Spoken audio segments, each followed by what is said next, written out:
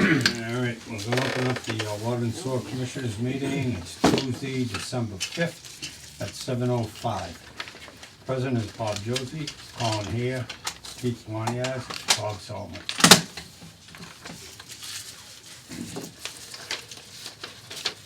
Alright, Bob, you want to, Well, if you guys wanna move forward with them, you wanna move, alright, why don't we do that? Yeah, I would, Finish later.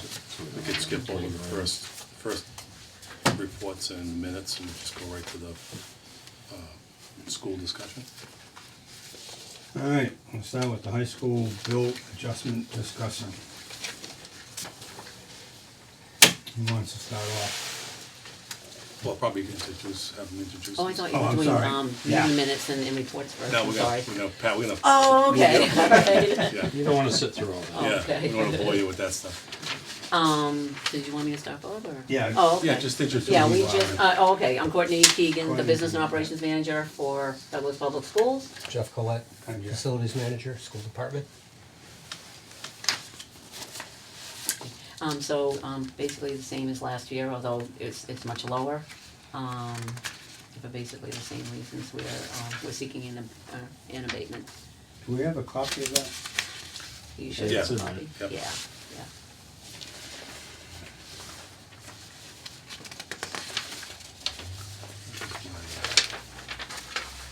Of course, the amounts change every year, you know, but,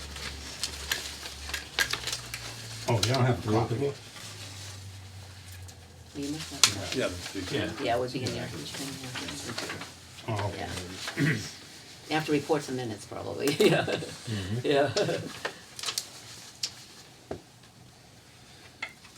Alright, didn't we abate this one time already? it looks like. Yeah, the- last year's Yeah, bill. that was it last year. Yeah, last year's bill, Yeah. yeah. So it looks like the. It was a much larger dollar amount, Yeah, you know, they say the last water, year. you've only used this. Yeah, this that was only- over 30,000 last year. The full amount, the full amount. The abatement was just over 15,000, Yeah. so. Of course, every year is different, you know, so. Yeah, but you only used 94,100 cubic feet, and at the same time, on the same bill, last year was 255,600 cubic feet. Yeah. So it's been a substantial reduction Yeah. in Yeah, it usage. changes though, it does Yeah, change. well, but this year we had a lot The of. year Yeah. before, we had the most Yeah. significant drought ever, Yeah. and this year we had the most rain ever. Right. Yeah, Which yeah, is- right, yeah. We took a lightning strike on June 27th, and it was down till August, mid-August. Oh, that 4th. too, the lightning strike too, So, yeah. it was, It was down. it was totally down. Yeah. Which I thought was good, I thought. What it was like- down? What did the lightning strike? Oh, It hit the rain sensor on the fence post. Actually, there was a slice cut right through the turf, blew the clock out onto the field, and Oh, no kidding. burnt 100 feet of wire out into the field. Wow. So, Yeah. for a while. Yeah, we've had a Burnt few lightning transformer strikes on up the, there. on the scoreboard. Wow. It's up on the hill. Good hit. Yeah, yeah, yeah. But that's all been addressed and everything, so. So, my understanding is after reviewing everything was that there was and prior, we were supposed to come out and put in a reduction meter, or get the ball rolling on that. And I did talk to Bob about it, and he was exceptionally busy this year with all the projects, so it kind of fell through the cracks, so, Yep, yep. I think that. Yeah, things have been crazy the yeah. last year. Oh my God, for everybody. Yeah. Absolutely crazy. Take the word normal right out of the dictionary. Yeah. Just add crazy Yeah. 5 times, yeah. Yeah, a So- lot of stuff going on in town. I certainly can Yeah. sympathize with you on the fact, I mean, if we had the deduction meter in, we wouldn't be here, and I remember discussing that, Bob, thinking we gotta get that in because history's gonna repeat itself, sure. Yeah, but I understand, we understand. I mean, it's Yeah, it been a was- crazy year. I mean, there's loads, probably more projects in town now than there've ever Yeah. been Yeah. in its history, I think. Really, Right. everybody, you know. So I think, just with the communication, I think maybe, I mean, I don't have objection to looking at that, I mean, it's a substantially lower number this year. Last year it was like 15,000 based on the usage, but this year was only. Yeah, it's If you less than the took- abatement amount. Yes. It's substantially less than the Yeah, abatement I mean, amount. if you took the, Yeah, and that was half, yeah. and average about, based on the numbers I ran, it was, you average about 10,000 cubic feet when school's in session. So out of the 4 months, it was around 40,000, and there was some usage used after Yeah. that. But a lot of that time period that this You is gotta based call it on is back around summertime, when the there isn't Yeah, anybody in that's the why I took that, buildings, right, right, take that yeah. out of the 94,100. Yeah, another meeting, you gotta So call you back. approximately, Right. half of that was used. Yeah, It was close yeah. enough to half. It was Right, based right, on- right. I looked at a 2-year Yeah. previous billing cycles and what that was, so, Yeah. I mean, I think we just gotta work on getting that deduction either started, getting that Mm-hmm. Yeah, rolling, sure. getting that going. I Yeah, know Bob, anytime you wanna, you can email us whenever you're ready and just go from there, no problem at all. I just wanna clarify again, so those meters are allowed on municipal buildings, right? Cause we Well, we didn't allow any, but didn't allow any, you guys but made it. but DEP, I thought it was set at Was last year's, DEP doesn't restrict them. okay, They recommend against them because they want to promote water conservation. right. But they also, the fields are exempt. Right. from- Municipal buildings are exempt from the water ban that we Water put in bans. place every year. Okay. So that, whenever you put out a water ban, fields, commons, any kind of large arenas, things like that, they're exempt from the. Establish new grass, there's a bunch of exceptions. Yeah, established new, they do that. Because we wanna try not to use it, because our water bill is high too. but Yeah, We yeah, understand that, yeah. yeah, you wanna save the money too. And So, you know, it's really not fair to charge, I mean, basically we're charging ourselves, I mean, we're all taxpayers, so we essentially charging ourselves for sewer that was never used. You know, they use the water, they're willing to pay for the water, and I think they're looking for the abatement, it would be 50%. If you did the math out, I mean, you have the amount of $11,018.30. That's the full amount on the sewer. But if you- yes, if you- just the sewer portion, where I did attach the, Yeah. I thought I did, attach So- the invoice But as you well. did Okay. use. We have a you- letter. You did use 50%, about 50% of that during the normal cycle. of the Yeah, forward, that, so- yeah, So with that, I would, yeah, I mean, that seems fair, I mean, I it's, would- you know, you have no problem with the water part, I mean. yeah, the water part Yeah, and the. yeah. It gets real, it's right down to, I figured out the math doing the average it all out, it's about 50%. Yeah, And so, I mean, with that, I would make a motion to amend the abatement from $11,018 to half of that, which would be $5,509.15.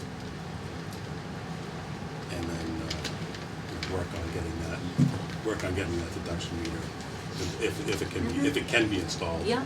But just, again, I think there's a few hurdles we gotta go through. All right, so Okay. let's just hold up, because you made a motion to amend the abatement, The abatement to $5,509.15. $9.15. So let's pause there before we talk. Sure.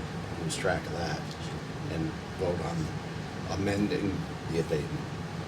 now, when you say amend the abatement, what do you mean by amend the abatement? You have. So you've put a This is a- request in for an abatement of $11,018.30, which would be the entire sewer amount. Oh, gotcha, okay, which I was not Yeah. expecting that, Yeah. okay, gotcha. Yeah, so All right. Collins amending Yep, your I abatement understand. Yep, to I get it. $5,509.15, and I guess we should ask the school department if that's okay with them. I mean, that seems fair, you know. I mean, it's hard to quantify an exact, you know, but I mean, it seems fair, Yeah. you know, it's Yeah, I did, what I making an did, effort, it seems fair, you know. I mean, obviously, we are using some sewer. yeah, and you know. I did the math on when Yeah. school's in session, the 6-month Mhm. period where Mhm. there was no outdoor watering being Yeah. used, and it comes out to about 10,000 Yep. cubic feet. Yep, So and you do that's- the math on that, it comes Yep. out about 50% of that. Yeah, and that's what we did the last time Yeah. too, and, Yeah. you know, that seems fair, Yeah. yeah. Yeah, we weren't looking for the full, I mean, I know, Yeah, but you're right, right, you're right, right. I yeah. did put the full dollar amount down, but we weren't looking for the full, because I would have no idea what, because it's kind of a Yeah. methodology thing. I wanted to make sure that everybody was on the same page and in agreement on it, so, So do we need yeah. to vote on Yeah, that? so we need to vote on that, so. Yeah, and one thing I wanna bring up though, we start abating the school all the time, what about everybody else? Well, this is where so we're gonna hold off on this then, and this is where I wanna just talk about, I want a hard date.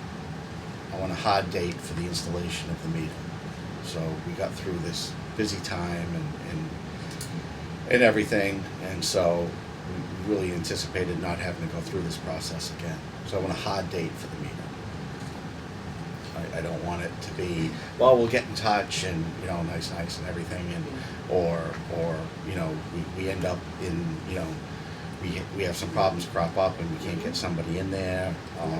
So I'd like a hard date on the meter, so So I Bob's can't, schedule, I Yeah, what can't do you say that think? you can give them a hard date on the meter. I can say we can get a hard date on getting things Yep. ordered and designed or whatever we need to do. I mean, the gentleman here to present this will differ with me, but the current meters that we use, some of them I ordered and it takes 8 months to get. So I've got stuff on order from that company with the readers, like these things. Yeah, we're having the same problems with this product. This one, these ones are readily available, but the ones that we use, I've got some that were ordered in 2021, and I still have them, so. We it's a can matter relate of- to that. Yeah. Yeah, it's happening with just about everything these days. Yeah. So we can get The initial the, review, we're gonna have to have it surveyed to determine the plumbing, to determine what goes to irrigation, and if we can install a meter and a backflow and everything that needs to be installed, and where, and then what size, and to order. So, Isn't there only one line going up to irrigation? but I don't know where it goes out, Bob. If there's no room where it goes out, where it's tied in, I gotta figure out the plumbing, you know. We're not plumbers, so we don't go and usually evaluate that stuff, but we can have the cross connection guy come out and look at it, determine where the best spot is to put it, what they'll need for a backflow preventer and a meter, and go from there. so which leads to Bob's point, is I just don't wanna go through this exercise yeah, again. So it's not, I agree. Now, Jeff, do you have any information on? Do you know what size, this, or- well, I think we probably should just get the motion out of the way and get voted on the motion, then we can maybe talk about that, what do you want, your intentions? Yeah, no, that's my intent, is I wanna get something firmed up, so we're not going through this again next billing cycle. Yeah, I think we all agree with I'm just that, gonna yeah, get- yeah. I'll get more Yeah. irritated the longer Yeah. it goes I on, hope so, so. Yeah, yeah, so, I wasn't happy that it came back this time, Yeah. but given the situations that, yeah. with the whole project. Yeah, no, we we had major understand. projects, Oh, yeah, that's oh, for I sure. know, no. Well, we definitely know that, yeah, yeah. Alright, we're gonna vote on the amendment that you made So, yes, making, on the motion to on the amend, motion, then. to amend the abatement application to $5,509.15. Do I have a second on it? second, All in favor? aye. Yeah, we appreciate it, thank you. So That's just then, the dollar I amount, was we gonna say haven't that- voted, we haven't voted on the amendment. That's just voting on amending your request. Okay. so so we're looking for the motion on the, well, we didn't have to do anything else on that, Keith, we voted on, we amended the application. You amended the application, now you need to vote whether you're approving the abatement. Okay, yes, so I would make a motion to approve the abatement as amended. Do I have a second? Second, All in favor? Aye. aye.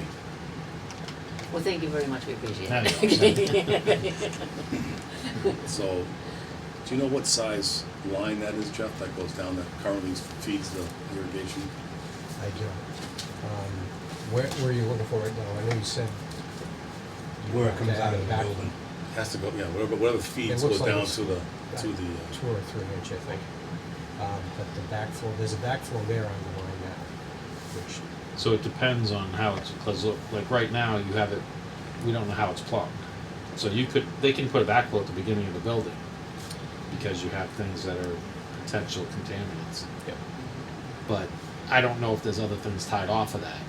So there may be other lines that feed other things in the building that are after the backflow preventer. So that's why I said So the, they have to have the guy that comes and does the backflow test. yep, He does surveys and he goes through the building and figures out all the plumbing and what's where and what needs to be installed to make sure nothing gets contaminated. okay. Would it help to have There should be a building backflow where it plans? comes out of the building though. I would think when it goes to the irrigation, it should That's have, what I mean. it should There's be a right there. backflow right outside the building. Yeah, It's that's not what he right said, there. yeah, I think, yeah. So it's the meter backflow, Yeah. then it branches off to the irrigation, there's another backflow there. So, That goes to the irrigation. Right. Yeah, that's what it should be there. Mhm. But you have to evaluate it. Yeah, well, that makes sense, Yeah.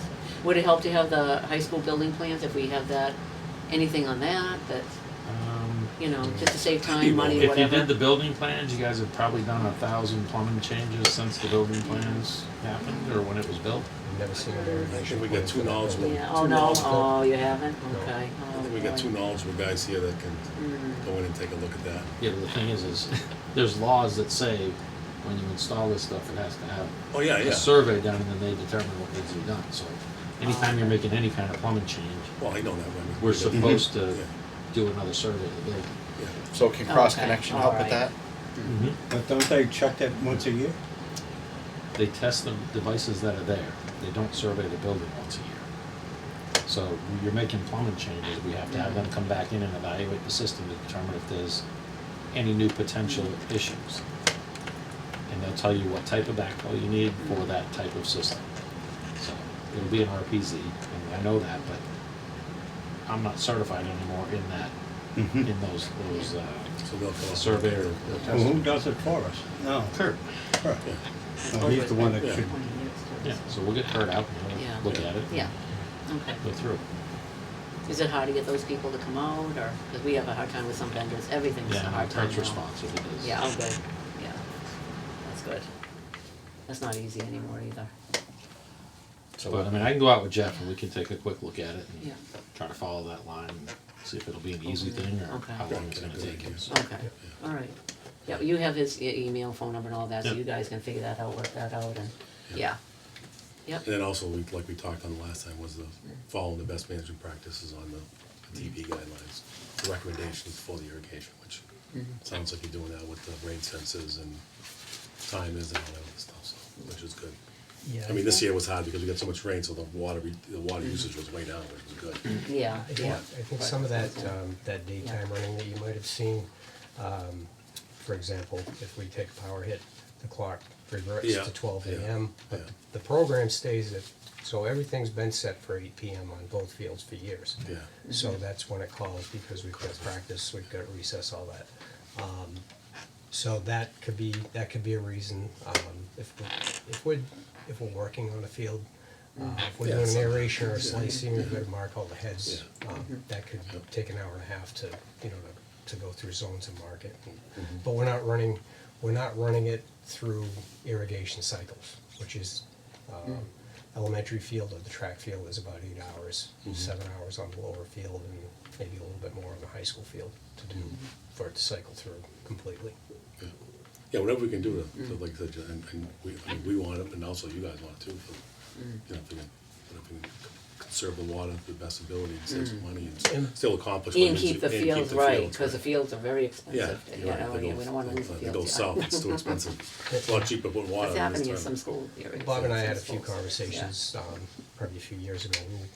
We're obviously seeing the usage, and it's like, we're losing water, and Bob's like, well, if you can take readings at night before somebody leaves, and whoever walks in first, try to take a reading and, Yeah. just see if we weren't finding anything. We did find some small stuff with valves, I think. Around the back of the school on that access road, there's some valve boxes that are really close to the road, so, I know, some vehicles with, really wide wheelbase go around sometimes if they run over a box, it's only PVC, so. Yeah. Well, things happen, I mean, that's Yeah. nature of Yeah. anything Yeah, like that they stuff do, happens, yeah, so, that's for sure. that's good. And then, so, the second part is how do you, the discussion on the exploration of the wells. Oh, yeah, I put that in there, there was no, there really wasn't any discussion, the capital, What was the? planning, I did read. this year was very different than in prior years, so we were told we weren't able to reprioritize anything from the past, so they kept the old list, and then we just were Added we it, so- submitted just new Okay. things, and, And I it think was that kind was of a different assumed one well, thing, but I don't yeah. know that we can assume that. I mean, Yeah, we that's- know- yeah, there's a lot of things we I can't know, a lot assume. of variables that Yeah. come. Just like we Yeah. saw Yeah. that, whatever, the verbiage I put in that too Yeah. about, the ledge, and they talk about the electricity, I mean, just that whole project was Yeah. ledge, so, Yeah. I don't know if you remember any, it was really, around the back of the trouble. building, Yeah. see the ledge sticking out. Yeah. yeah, oh, God. So the electrical costs were unknown, Yeah. even the person that provided the quote, it's like, that's kind of unknown, depends where you're coming from. And also, there's two systems up there. One's at the elevation of the school, there's one. We don't use that one, that hasn't been used since probably '04. Because of the cost, there's so much water to water around the school. All the islands have irrigation, everything basically inside the curb going around the school. Yeah. So anyway, that hasn't been used, but it's connected, it's all connected, so when you charge the system, you're charging everything. The whole system, yeah. It Everything. would be nice to have wells to eliminate that, Mhm. and just be able to do the field, but, there is a shut-off valve at the top of the sidewalk behind the backstop that you can isolate the field, but then, you know, I don't know, you'd probably, if you could have wells on the field, somewhere down in that area, it'd seem like it'd be easier to isolate it than that. Again, that was only one of many new submittals that we had, and we've had projects on capital for over 8 years now, and some of them are safety issues even, so they haven't been funded either, so I mean, it's We've just, had them on for a long time. you know, I know. Yeah. It's every And single they- department in everybody, town, right. every There's single only so much department in money, I town. guess, but that's. Yes, and they we try know to- that. They try to figure out, well. And it's not just here, it's Yeah, pretty much every everybody, town, you know, every town, Yep, yeah. everybody's in the same boat. Yep, yep. So, Yeah, we're not looking for a boat. Yeah. Yeah. Be nice. Yeah. So, yeah, But so. anyway, so, yeah, so just, that, we'll wait to hear just and, try- We yeah. just, like I said, we just try to keep the lines of communication, you know, keep them open and just anytime you know, if you're thinking about something, just so you wanna communicate with Bob, come down. You know, I see you around, you can pop in and say more. Jeff's got my number. Yeah, Yep. or give him a Yep. call and Anytime. vice versa, Yep, just so, I think the communication's key on getting everything, communication's key for everything yeah, in life, everything. yeah. But should we Yeah. set a date when we're gonna have this done Yeah. by and not, Well, I think they, Yeah, we already went over that. yeah, we couldn't really set the date, they're gonna get the ball, they're gonna meet and go get the ball rolling on, Yeah, this thing's gotta figure out ahead of Yeah. time, and then like Bob said, and Depending on it's the same problem he said that he's having with these, we're So having you with can- many You things. can stick that one. You on can't your get, there's a sweatshirt. lot of things you No, can't no, no. get. See you back at the school. What- Cash deal, What'd tonight. you say? What are Oh, There's about the size meter you need right there. okay. We got a guy here to give us a presentation on meters. It's in it, Oh, so. okay. But so you Maybe think he cross, could leave a sample, what is the kind that, we were looking for? Go deal, what did you say, Jeff? 2 inch, 3 inch? that's gonna be at least a $1,500 sample right there. so you think cross connection sometime in the next 4 weeks anyway? Can be out there to look at that. I'll give him a call. Before it snows. This is his off season, so we'll see. Okay. Yeah, yeah. But Kurt's still around, huh? Oh, Jesus. Couple more years. Who's still around? Yeah, he told me to say hi. The guy too. Kurt, Oh, God. I've worked with him 30 years over down the mill.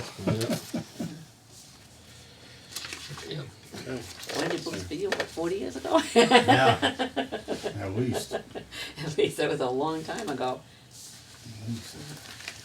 All right, so that's all we need, I guess. Yep, yep, Good. all right, yep, Good. we're all set. Thank Okay, you, thank you so everyone. much. All right, good, have a good night, guys. Have a good Christmas.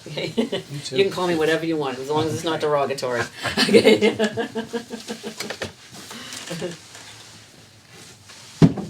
Okay, good night. Good night. Okay. Good night. Okay, good night. Take care. Take care. You wanna have him do the meter stuff before you guys do all the other stuff, or? Yeah. Yeah. Yeah, why don't we do that? You sure? Yeah, you wanna come up? Nothing I'd rather do. So I got Colin, Yes. was it Keith? Brian, nice to meet you. And was it Bob? Josie. Yeah, Bob, and Bob. All right, give me about 2 minutes just to get my stuff over here for you. I've got some cards for you guys. You've already been checking out the meters, I see. Yeah. Sorry about the mess. Here you go, Bobby. I appreciate you guys letting me come in tonight. I do have kind of a presentation that if we had an overhead projector of some sort, I would probably go up on the wall, but since See, my commissioners give away all my money, so I can't afford it. since we're old school, Look what you're using over here. yeah, I saw that. So you guys, we can go through some of this stuff tonight, or the last thing I want to do is take up too much of your time and bore you. I just kind of want to get to the meat and potatoes, just so so we all feel like we got some value out of this visit. So appreciate your time. My name's Brian Duplessis. I work with Ty Sales. We're a waterworks supplier out of Sudbury, Mass. We've been doing business with Douglas and about 1 billion surrounding towns since 1963. Ty Sales has been in business since '63.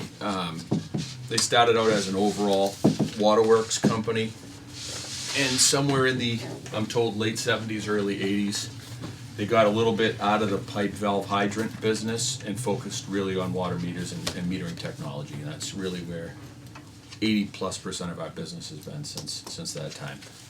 We partnered with Neptune Water Meters right around that time, and they've been in business since about, I think, 1893. So they've been around a while making water meters. Used to be Trident Meters, used to be Schlumberger, partnered with them.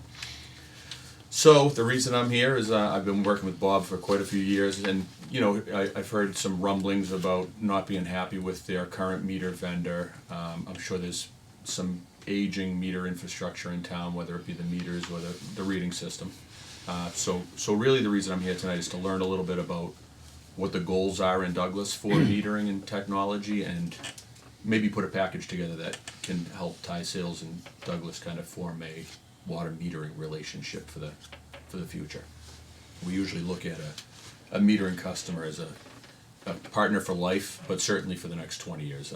Typical meters and systems have a 20-year life cycle, so I don't know exactly when you guys started using your current system, and if it's been kind of They started the census probably 18, 19 years ago, so it was a very slow beginning, but we Sure. finally, because it was Badger before that. Yep. I know when I came and interviewed here, I asked about their meter replacement program, and somebody told me they were at 90%. I think he had his numbers backwards. Yeah, 0.9%?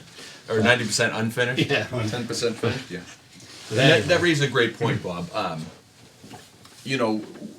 We have about 500, with over 500 accounts in the Northeast that use our meters and our reading systems, and we cover all of New England and upstate New York. There's 1,000 ways to skin a cat, and some utilities will do a slow change out, and there's nothing wrong with that. What they'll do is they'll choose a meter like this, and they'll start changing them out, and by the time they get to the end, it's time to fix. start over It's time to replace the ones that are now 12 or 15 years old. The nice thing about doing it that way is you don't have to really do a capital improvement plan. You can just kind of roll your meter budget into a new product. Bless you.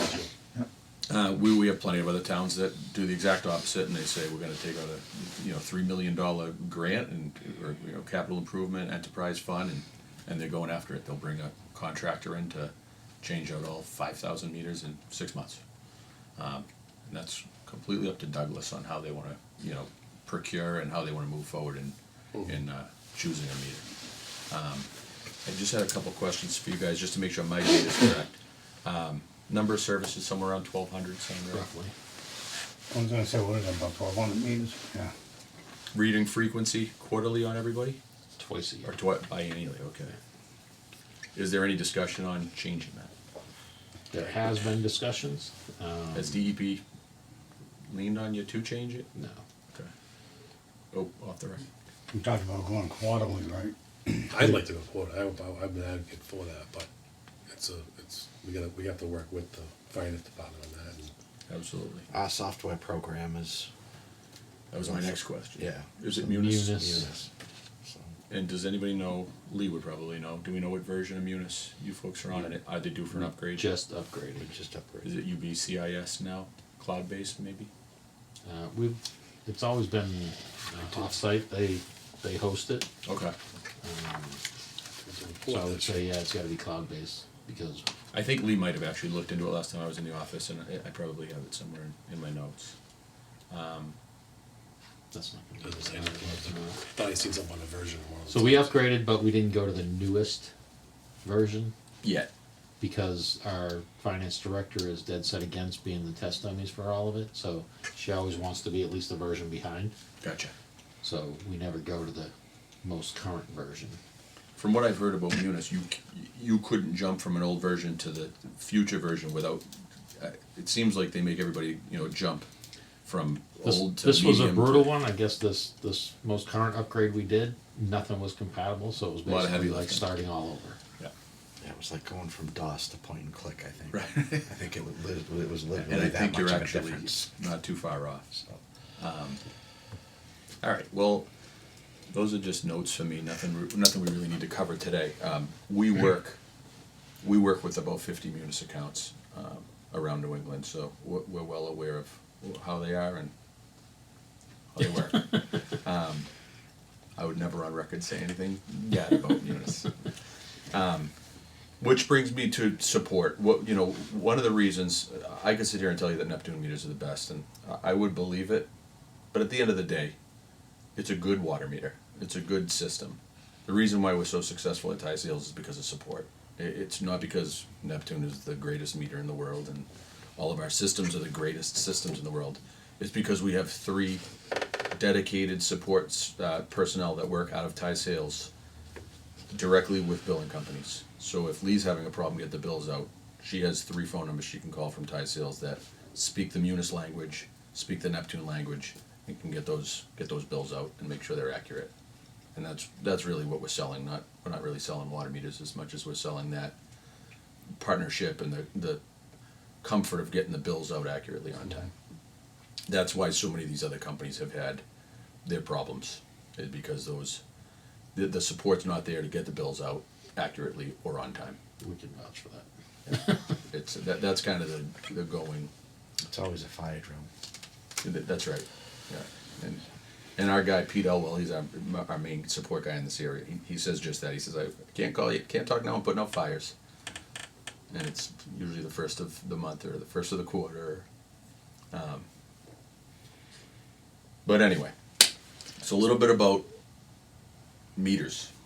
I could talk about meters. I could talk about the reading system. I could talk about the software.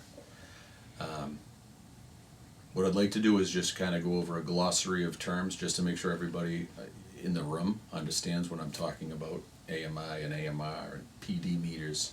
I know Bob certainly knows those terms because he's in and out of it every day. 2 terms you're going to hear in this industry, AMR and AMI. Don't ask me what they stand for. I think AMR is automatic meter reading and AMI is advanced meter infrastructure. Okay? AMR is your drive-by type of system. Okay? We're going to drive the truck around town. It's going to listen to these water meters, and at the end of that route, we're going to hand a thumb drive to Lee, and she's going to get the bills out with those reads. Okay? AMR has been the standard for probably the last 20 years, maybe even 30. That's what we're working towards right now. That's right. That's right. So before that, you remember the touch pads, which you folks still have quite a few of. Yep. And there were some other technologies previous to AMR, but AMR has been kind of the flagship and the standard for every company in the last 25, 30 years. So, question, if we were to start using the Neptune meters with the AMR system, is it compatible with the Munis radio reads that we currently have? 100%. Yeah, absolutely. I'm sorry, with the meters that you currently have? With the ones, all the meters, existing meters that we have, with radio reads we have on the meters, on the current. I'm sorry, they will not. So all AMR types are all proprietary. Yeah. However, what's most common in situations like this, if you were to migrate from one to the other, you would run parallel systems until you phase out of the previous iteration that you're using, which is currently Census. I could give you 100 accounts nearby that, as references, that did just that. Uxbridge is probably the closest. Uxbridge did a migration to Neptune. They started it about 3 years ago. They're now done. But they were running their old system as they migrated into the Neptune system. And then, by the time they take out that last meter, Yeah. whether it's a year, 3 years, 5 years, at that point, you don't have to use that old piece of software anymore. Did Wilkinsonville switch over? I don't know, I don't cover But to answer your question, Colin, an interesting thing about Neptune is, although we can't read their MXU devices that you currently do have some of. I don't actually. Do you know your count? Ballpark? Is it 100 MXUs? 200? Few. A couple hundred. I know there's one at my house. And the rest of the touch, you about 700 or 800 touchpads or so. Yeah. To piggyback on that, Colin, our software does allow you to read Census touchpads. So if you installed our software tomorrow, the only meters you would have to use for the old system would be the radio reads. We can actually take all this off. Touchpads. So the touchpads could be part of our Neptune route instead of leaving those on the Census route. So, and about, I would say at least half of the radios that we have are the ones that just go over a touchpad. Yeah, the touch couplers. Right. The It's a old touch two. coupler, but MXU instead of the 3-wire. Yeah, which at the end of the day, that doesn't really affect us at all because it's still going to have to be read with the Census. Well, I'm just saying, we equipment. would have the ability to pull that radio off if we needed to and still read And get a with your- touch read. with your stuff. Good point. Good point. So now that we know what AMR is, the next buzzword in the industry, and I wouldn't say it's a buzzword anymore. It has been around for a good 10 plus years. It's AMI. AMI are through different means of reading. It's essentially pulling data from these meters without a truck roll. There's a few different ways you can do that, and I'm here to kind of educate you guys on those differences tonight. The most common would be traditional AMI, which means I'm going to put a tower in the middle of town or a series of antennas, and what they're doing is listening for those meter reads as often as they can hear them, and they are sending those reads into the system for Lee to do her job, which is get bills out, customer service, alerts and flags that these meters provide, like leaks and like tamper alerts. That's one type. That's what we would call traditional AMI. That was really the only kind of AMI for quite a few years. At some point, and actually let me touch a little bit on money and data, because I think both of those things are probably the most important things to you guys, right? AMR is drive-by. AMR is going to be your least expensive type of reading system, okay? With that lower cost, you are going to have less data, okay? Especially right now, you guys read twice a year. You're going to get 2 data points per meter per year. What that means is if you come by and read my meter on January 1st and I spring a leak on January 8th, nobody's going to know about it until July 1st, right? That's kind of how things go when you bill or when you read twice a year. Now with AMR and our system, you can, and we encourage people to read more frequently. I am not saying bill more frequently. I'm just saying read more frequently. Why do we want to read more frequently? Because if you drove around Douglas on February 1st and pulled those reads, you would see those anomalies. You would see those spikes. You would see those customers that had a leak or are abusing water, and you could attack those from a customer service standpoint in 1 month rather than 6. You could read as often as you want with our system. You can read with our system even if your goal is not reading. We have plenty of towns that maybe once a week, maybe once a month, they just throw the reading device in the truck and they're going to go out and they're going to do samples and they're going to go do a water main break and they're going to go flush a hydrant, they're going to go get coffee. By the end of the day, they come back, they got 99% of the reads and they unload. So when that gets loaded into the system, is there a trigger that flags if there's a spike in use in 100%. There's many triggers and reports that you can run based on those reads.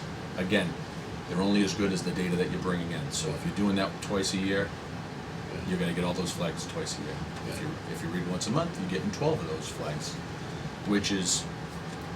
Does it have to learn? I mean, does it have to learn? I guess when you first start, there's no history on. Great question. How does that learn Yes, the first time you read, you get nothing. You're getting your first data point.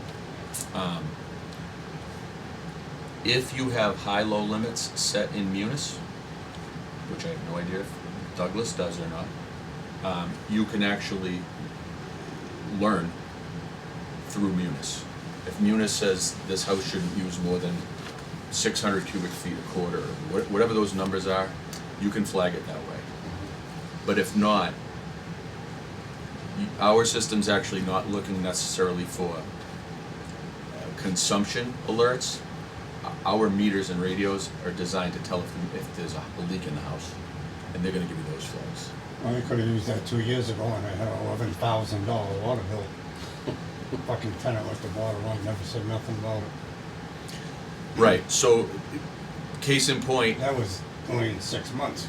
and even with our system, Bob, if that leak sprung a day after we read in town, you still wouldn't know it for 6 months, unless you're reading more often, right? That's why we encourage everybody that's on an AMR system, just read more frequently. You don't have to bill. Just throw the box in the truck, drive around, go run your errands, do your daily, your chores, and dump the reads back into the software. It doesn't cost you any more money. You're paying one software fee for the year. You could read it every day. Neptune doesn't care. Ty Seals doesn't care. You could abuse it. Do you know what the cost of that software fee is? I do. We're going to get to that. I have some budgetary numbers. I don't have any real quotes for you today, but I would love to go over that. But segueing back into full AMI, right? So we had traditional where we're going to put those antennas in town. And now instead of hearing 2 reads a year or even 12 reads a year, we're going to hear every meter 37,920 times, because our meters report in every 15 minutes to those towers. So that means instead of waiting a month for that leak alert, you can now get it 2 days after it's sprung. And these meters will alert you. If the water's been running constantly for 24 hours, it springs an alert. If somebody flips their meter over, it springs an alert. I don't know if anybody does that in Douglas, but they do in Douglas. And they cover swim pools, they do. Yeah, somebody's gonna fill their pool and they flip or remove their meter, you will get that alert immediately. Now, with AMI, there are a few different ways, like I was saying. So, that box down there, you can hold it. That's our standard, what we call the R900. It operates on a 900 megahertz frequency. It's unlicensed. It's not owned by Douglas. We have 25,000 of them sitting on the shelf at all times at Ty Sales. They're always spitting out a read. And every 7.5 minutes, that radio spits out a louder read, looking for a tower. Okay. A couple of years ago, Neptune came out with an R900 cellular. It wires up the same way that box would wire up. The difference is this is not looking for an antenna in town. This is going through the existing. We use FirstNet, which is a first responders network managed by AT&T. This box requires no infrastructure in town. Okay? So this is classified as some correct AMI cellular. That's correct. We would call this AMI cellular versus traditional AMI. Now, that sounds really easy. We could put this on all our houses and we could get 37,920 data points from every house. Mm-hmm. Easy peasy. But guess what? We have to pay data fees. We have to pay software fees to FirstNet. Mm-hmm. I'm at a ballpark and it's about $1 a month per meter. So about $12 a year per meter. So these data fees add up. Where if we installed those, an antenna or two throughout town, you wouldn't have to pay those, those cellular fees. But you'd have to pay for those antennas up front, you know, and I've done some math to kind of show you guys, what it would cost up front versus what it would cost over 20 years for the same type of data. And we can go over that for sure.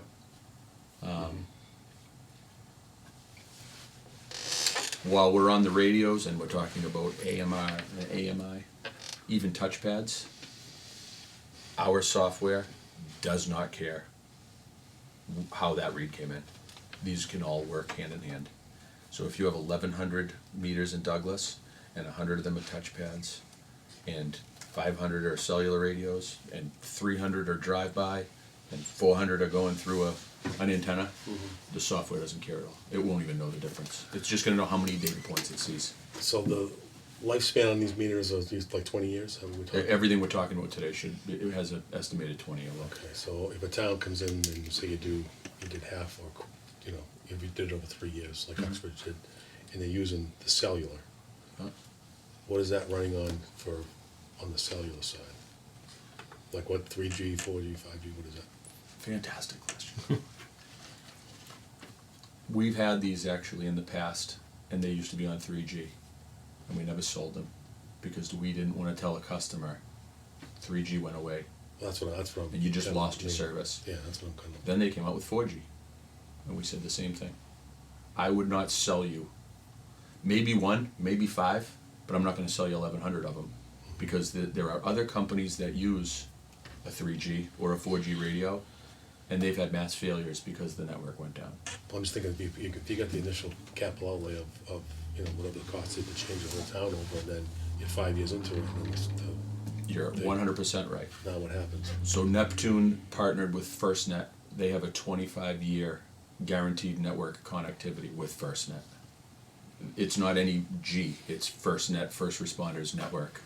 FirstNet? Yeah, and a lot of towns use FirstNet for their I don't know if your cell phones come through FirstNet or not.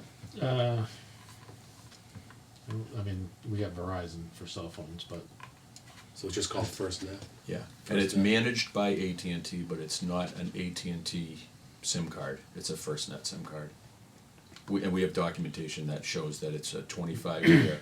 It's a 25 minimum, but it's a guaranteed for the next 25 years that that network will provide connectivity for our endpoints.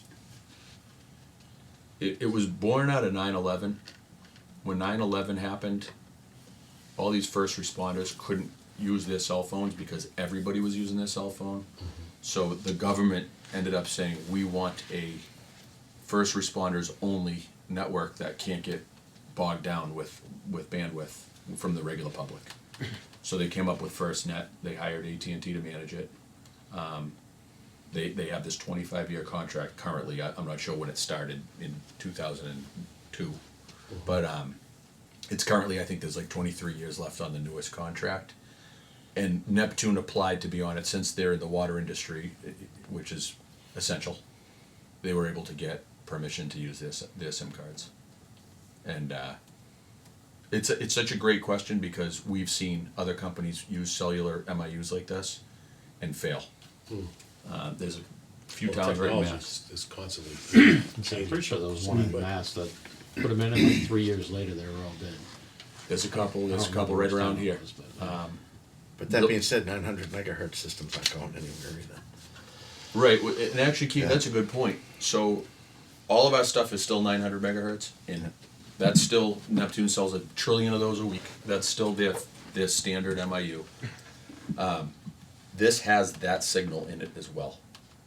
So if you ever lost connectivity to FirstNet, whether it's because I lied to you and FirstNet went away in 5 years, or the FirstNet tower that's up on the hill got struck by lightning and Lee needs to get her bills out, you could do a drive-by read on this radio with a drive-by device, belt clip or an MRX. You could probably even borrow one over at Dudley if you know anybody.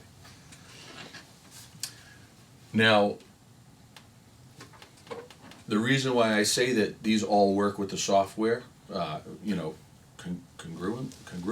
is that the right word? Can you turn that camera off first?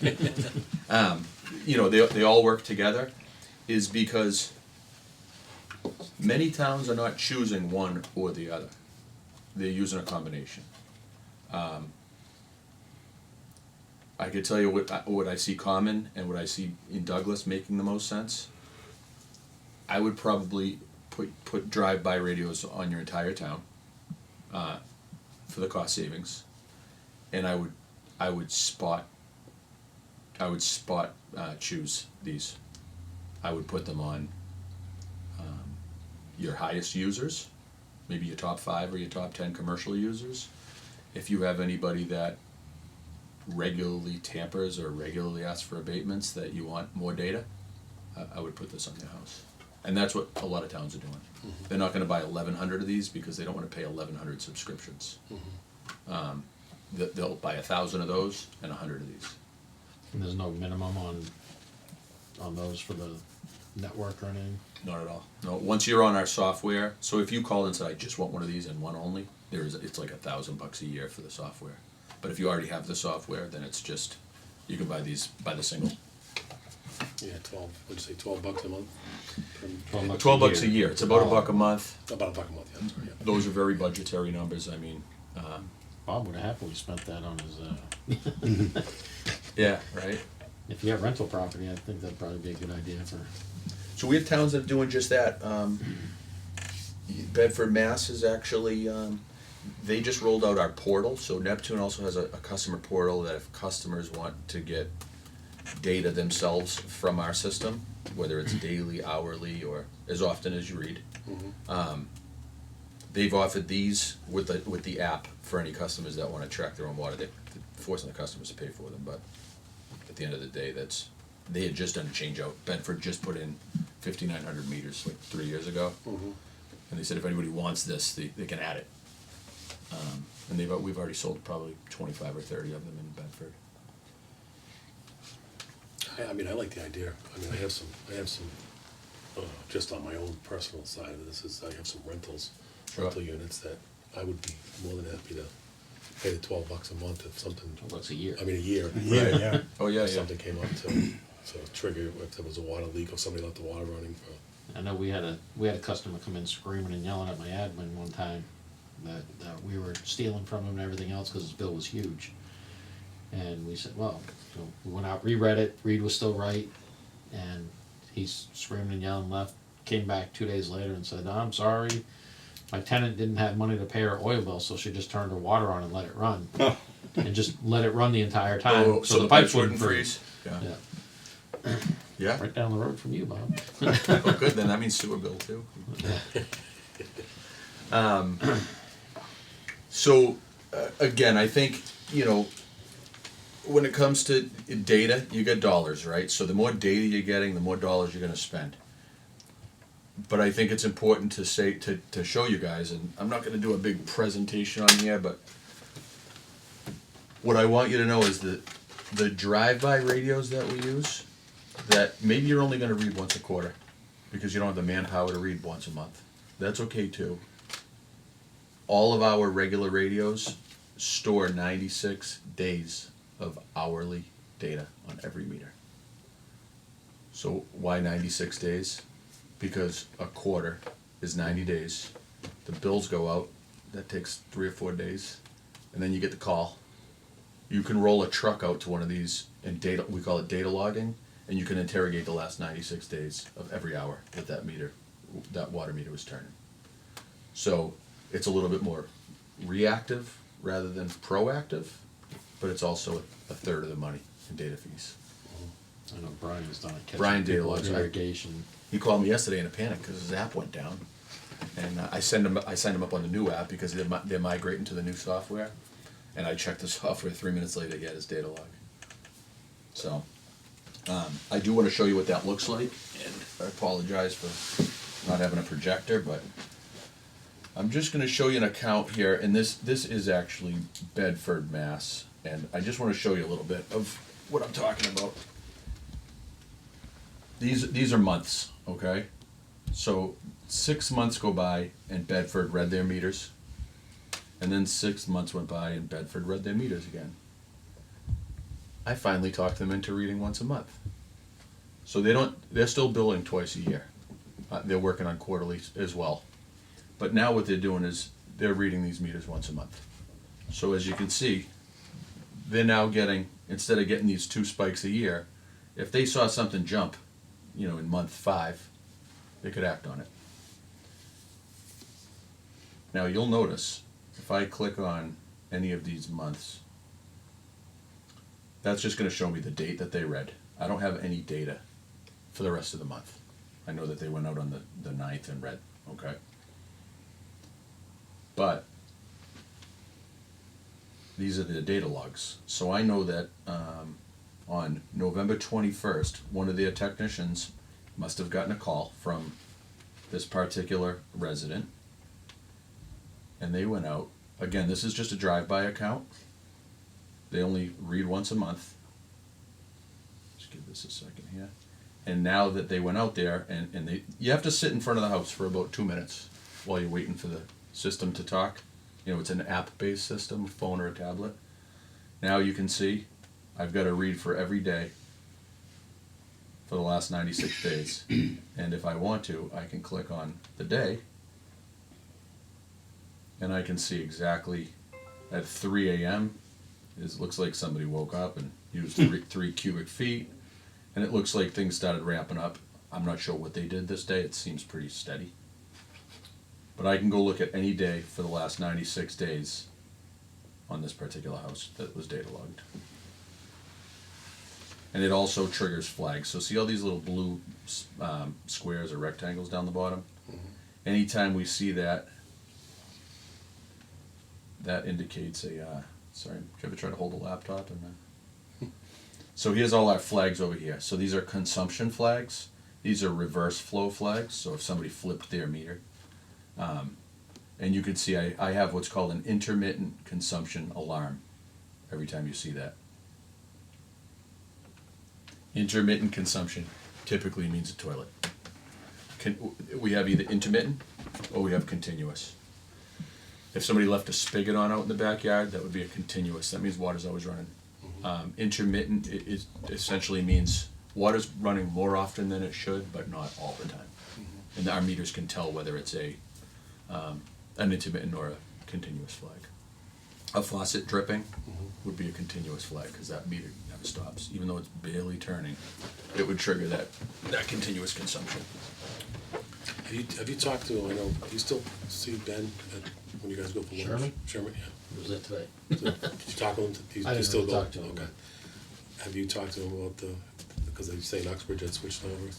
Have they made any talk on, they happy with it or? I don't think Ben deals with it at that level so much. Okay. It would be Jimmy Bolivar. Jimmy, yeah. Yeah, you could ask Jimmy or Ben. I mean, Yeah. Ben would probably say ask Jimmy. That's But why I know.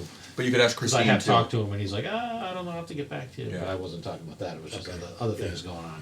He Water doesn't really stuff. get involved too much in the day to day. It's just the big projects that he gets involved. Yeah, I mean, I work really closely with Jimmy, and they've had a very successful change out. They have about 200 meters left that aren't done, but that's just because they can't get into that. They're not getting responses from their customers. But So they're- what's that look like? So you were talking about running the system in parallel and everything. So what would that look like for the admin to process bills? Mhm. Because I hate just in my own business and my everyday life, and then this, I hate a long rollout of stuff. Like, let's just get it done Sure. and up and going. And I understand the finances behind it, where some stuff probably needs to be dragged up. But what's that look like when you run it in parallel? So I think in layman's terms, it would be you get a thumb drive from this one and a thumb drive from this one. She downloads this half and then downloads that half. And then what's that do to Covers the system. Munis besides send up smoke Munis and shouldn't sparks? really recognize it because it's So Munis I is can- just looking for points. Right, and I can help you out a little bit. And I'm glad you mentioned thumb drive because all of our stuff is out all over the air now. So, which does help because if it was, let me back up. You guys decide to use Neptune tomorrow, and Bob's guys put in 10 water meters in the next 2 months. 10 Neptune water meters. When they come in with their paperwork to do a change out, just like she does now, Lee would have to go in and change that meter out in the system. She'd go to Munis and say, we have a new meter, start value is 0. Yep. And in every account, there's a route number. So we would at that point just assign it a new route number called Neptune, or called it, if right now it's on Route 10, we would call it N10. So then when it's time to read Route 10, she would send all the routes to census the way that you do now, and any N10s, she would assign them to Steve or whoever does the reads, and he would get a notification on his Neptune app that says you have 10 meters to read. He would drive by those houses, and then when he's done, he'd hit the sync button, and she would send him back in a Munis the same way that she would now. So are there extra steps? Absolutely. But is it underwhelming, as Pete Elwell would say? He's our support guy. Yeah. He said it sounds like more than it is, Yeah. and it's just kind of the flow. And just looking at Uxbridge, so Uxbridge did a 3-year rollout, but how many customers does Uxbridge have? About 3,900. 3,900. So, I mean, we should be able to do 1,200 within 2 years, I would think. Well, it comes If down- you went comes crank- down to the money. Well, it Yeah. comes down to the money, but it's, I'm just So- saying for a complete rollout. Before we talk about money, About 3 times as that. Yeah. do we have any questions about the endpoints themselves or the AMI versus AMR data? The only other thing I would just like, on the data note, what's the cost of it, like on the tower, like we were talking about the tower. So I'm with you. Before I share any of this, and I did just bring one copy. If you want to write numbers, I don't like to leave this kind of stuff around just because it's budgetary, and if it gets in the hands of somebody that I don't want to see it. But you can take a picture of it if you want. Actually, I did bring a few copies. What was I gonna say?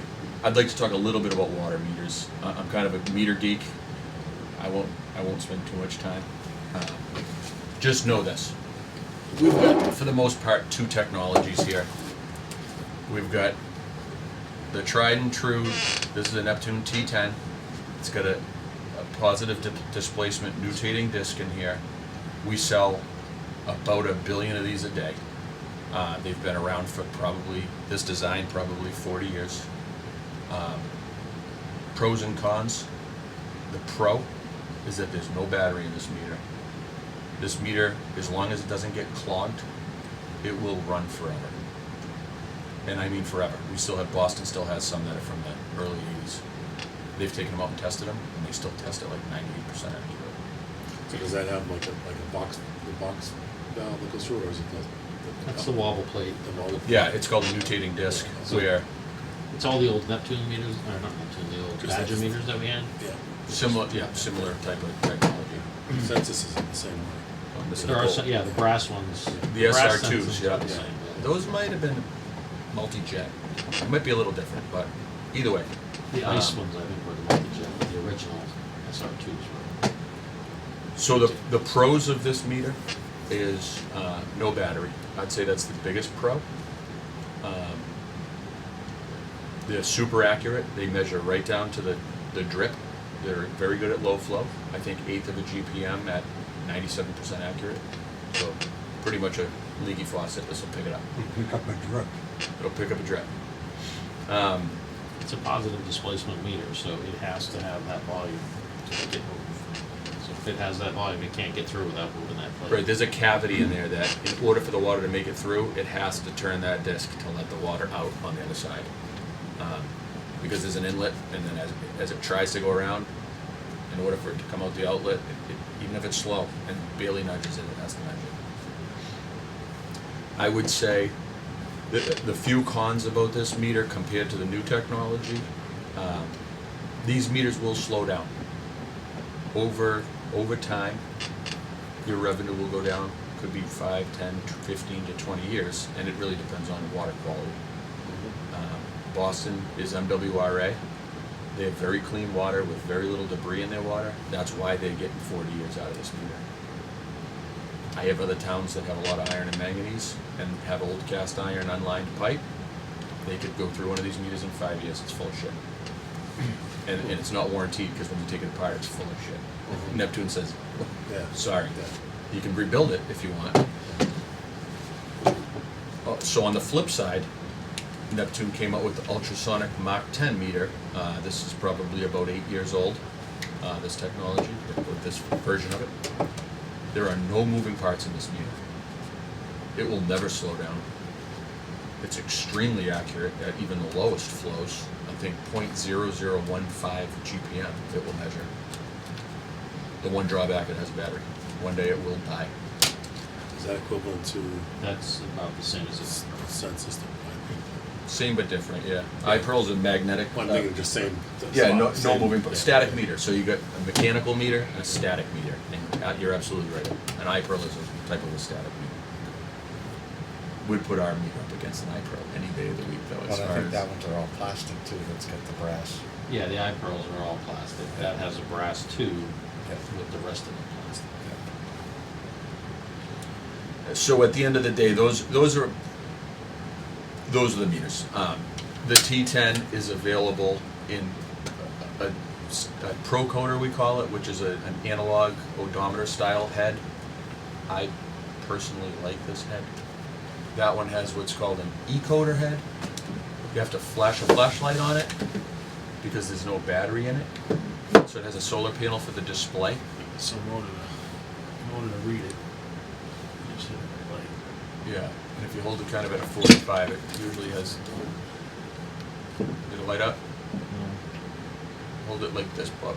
Just because cell phone lights are, yeah, it's gonna go away on you.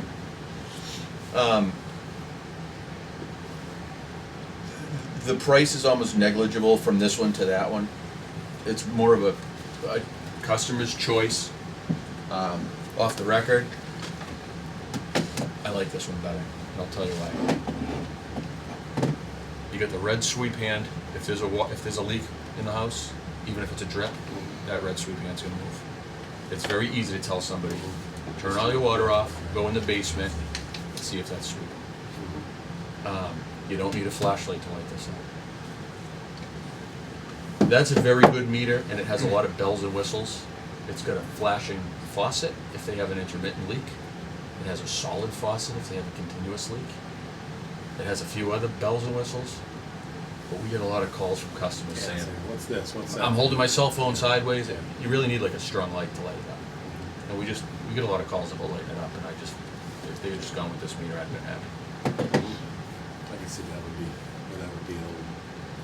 most people aren't gonna really even look at the meter. And that's it. It's got all the bells and whistles, but who the hell's checking out that meter? And these boxes pull all those flags anyway. So as far as the utility, it doesn't matter which meter you're using. You're getting the data. I know obviously I brought in one of the larger ones. That's been a no-brainer for us. Commercial meters, 1.5 inches and up, they're not going to have moving parts in them anymore. They're just so much more accurate. So the accuracy of yours, that's why I went with these on the bigger buildings. Yeah. Because that was, yeah, their large meters are far more accurate than any of the other ones. Yeah, those go, again, they go right down to like 0.02 GPM for a big 2 or 3 inch meter. On a moving parts meter, you need some flow to get those propellers to spin. So we've seen utilities say that their revenue is going up quite a bit on the low flow by using those. It's really going to be the only thing available. Probably another year or two will be done with any mechanical commercial meters.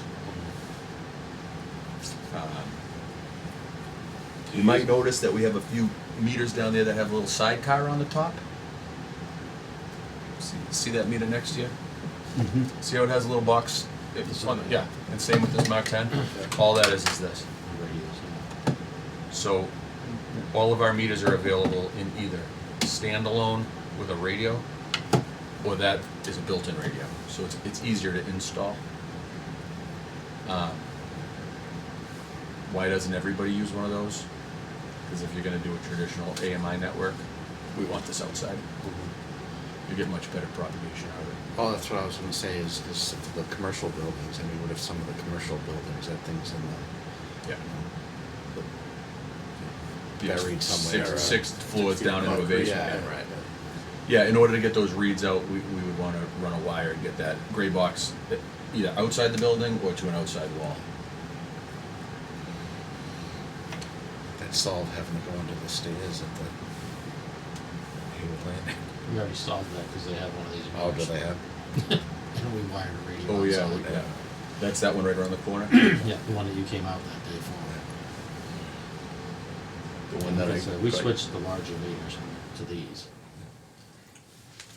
on all the commercial buildings. But we've got this hooked up with a census radio, Yeah, is it a radio or a touchpad on that meter? the radio. Is it a radio? Yeah, which, another great point, all of our radios work with all of your meters. So you don't have to change a meter, you could still put one of our radios on, and vice versa, our meters work with, those two are always interchangeable. You just typically can't wire it color for color. Right, we have a different wiring pattern that we found out we had to. Like our green goes to their red and our black goes to their green type of thing. So the downfall with the census ones was when they originally sold them to us, they sold you a spool of wire that was 2-wire. And census is the only radio or meter that works on a 2-wire. So all the meters that are out that have the old 2-wire system, we have to get in and change the wire. But we've been doing that with the meters as we put them in now anyway.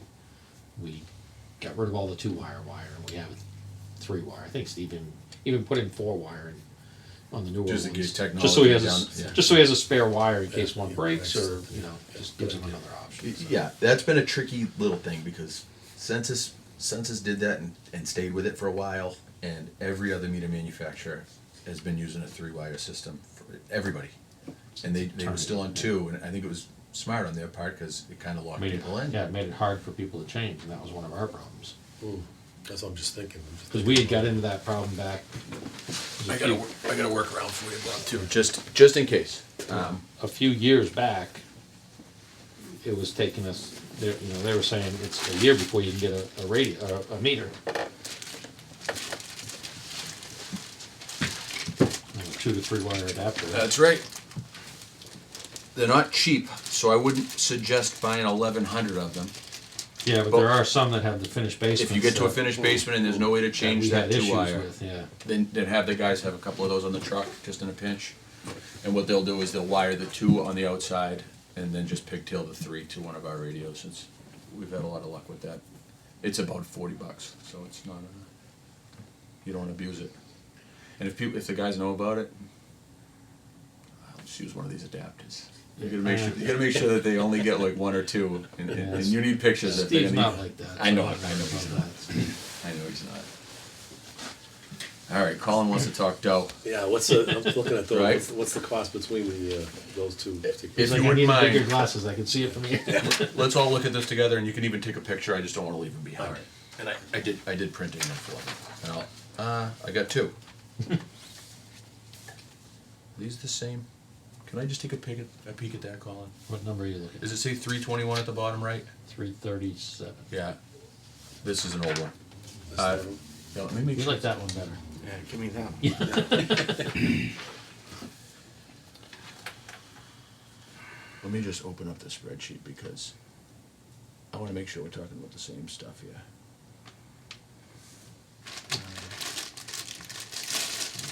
Yeah. That was before. Yeah, you know what? Let me see if I have a newer version, because I did print a couple. If you're on the Wi-Fi, you might be able to connect to that printer. Yeah? We can still go over it. I'll still let you have that copy, even though I made some changes, and it wasn't, it was more about quantities than it was about anything, but if I go to print, it's gonna say, I'm not a techie guy. What am I looking for? It'll be something that has like WAT.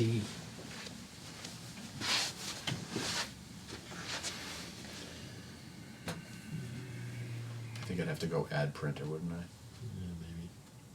I'll tell you what. It'll be a Wi-Fi printer. What if I share it with you? Can you print it? Yeah. Don't tell my boss. It says budgetary on it, so I'm not really, it's R. Sullivan, right? Yeah.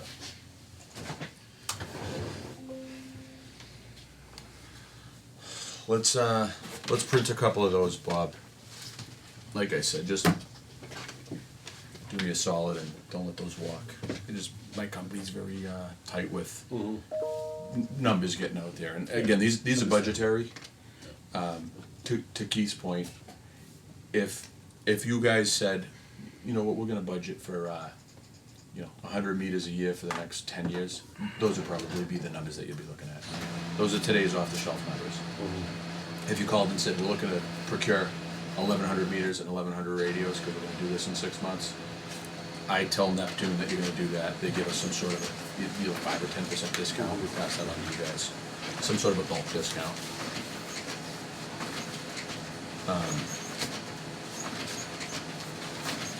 I'd like to go with Bob the numbers on how many meters have been replaced in the last 5 years, where we are on all those, So the only problem is, The newer I don't have a meters color versus- printer.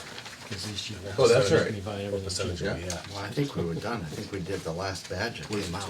That's, I mean, on So the, everything is Yeah, census. we are all yeah. done. So the biggest run on meters that we had was when Steve McKire was here. yeah, Cause he went hot and heavy yeah. on the meter change outs. So that was the So, biggest. are we looking at like 50% are only 5 years old, is, where are we? No, it's less than 50%. We're into a lot of them that we're changing out that are census now. Well, actually, anything we change now is census, but Yeah. we've got census meters that are 18 years old now, so. Yeah. So it was about 2005 when you started changing those out? I don't know the exact year, but they, like I said, they were only about 10% into it when I got here. When Yep. I got here in '09, so. So, I'll give you a quick little breakdown of what I did here, and the fact that I don't have my colors in front of me, the greens and the reds and the oranges, Bob, what was the point? What was the point of me color coding this whole I know, thing? that's what I said.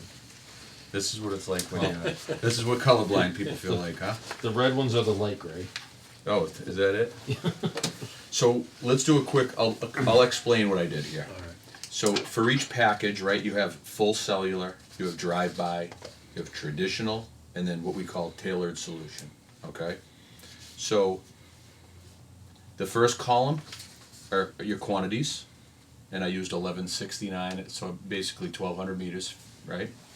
The next column is your price per.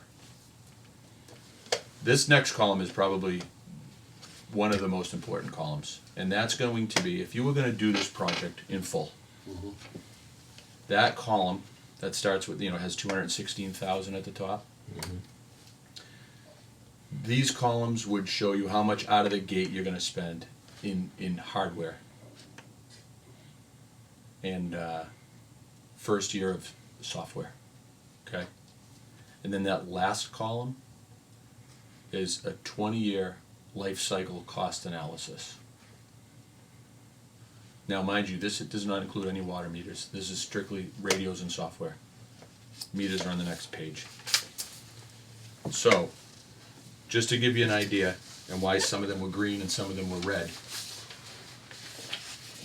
See how drive-by under the 20-year cost analysis. See how much less expensive that is over 20 years. You're looking at $208,000, right? Not including the meters. Not including the meters. Yeah. But if you go up to the full cell, right? That first year, it's actually not that much more expensive. Well, the only difference is you're putting this in instead of that. And these cost a little bit more. This is $185. Those are $140. But if you look, annual software fees, AMI, That's what I was looking you're looking at 18 grand a year versus the drive-by, you're looking at 2 grand a year. I told you, it's always right around 20.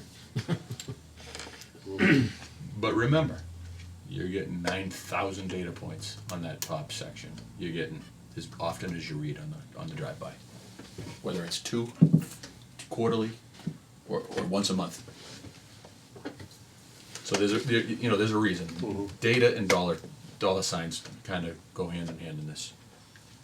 I won't spend a ton of time talking, but if you go down and you look at the traditional AMI, and the price bled over to the second page, but you got what we call tailored solution. What that is that's a mixture. I took a stab at it and I said, what if we did 800 regulars with a 800 regulars, and we put one collector up in the middle of town. But then those other 200 or 300 that we're not hearing, we did cellular radios. And that number can change. I mean, we can move that number around. We've got an old prop study I can probably tweak a little bit. Until I know where you guys are at, there's no point in me crunching numbers, 600 versus 1100 versus 900. I mean, if you guys say, we'll lean into it AMI, then I would go spend some time on it. If you said, we're fine with drive-by, and we might throw in a few cellular radios on our top 10, I wouldn't spin my wheels looking at an AMI setup, So I mean, after, obviously we're not gonna discuss everything with you right here, but we'll discuss this all after. Oh, yeah. I may have you look at your prop study if we put a collector at the top of North Street Yeah. sooner rather than later, just because that may be an option for us if we're doing an upgrade right now where we're gonna add a storage tank up there. Sure.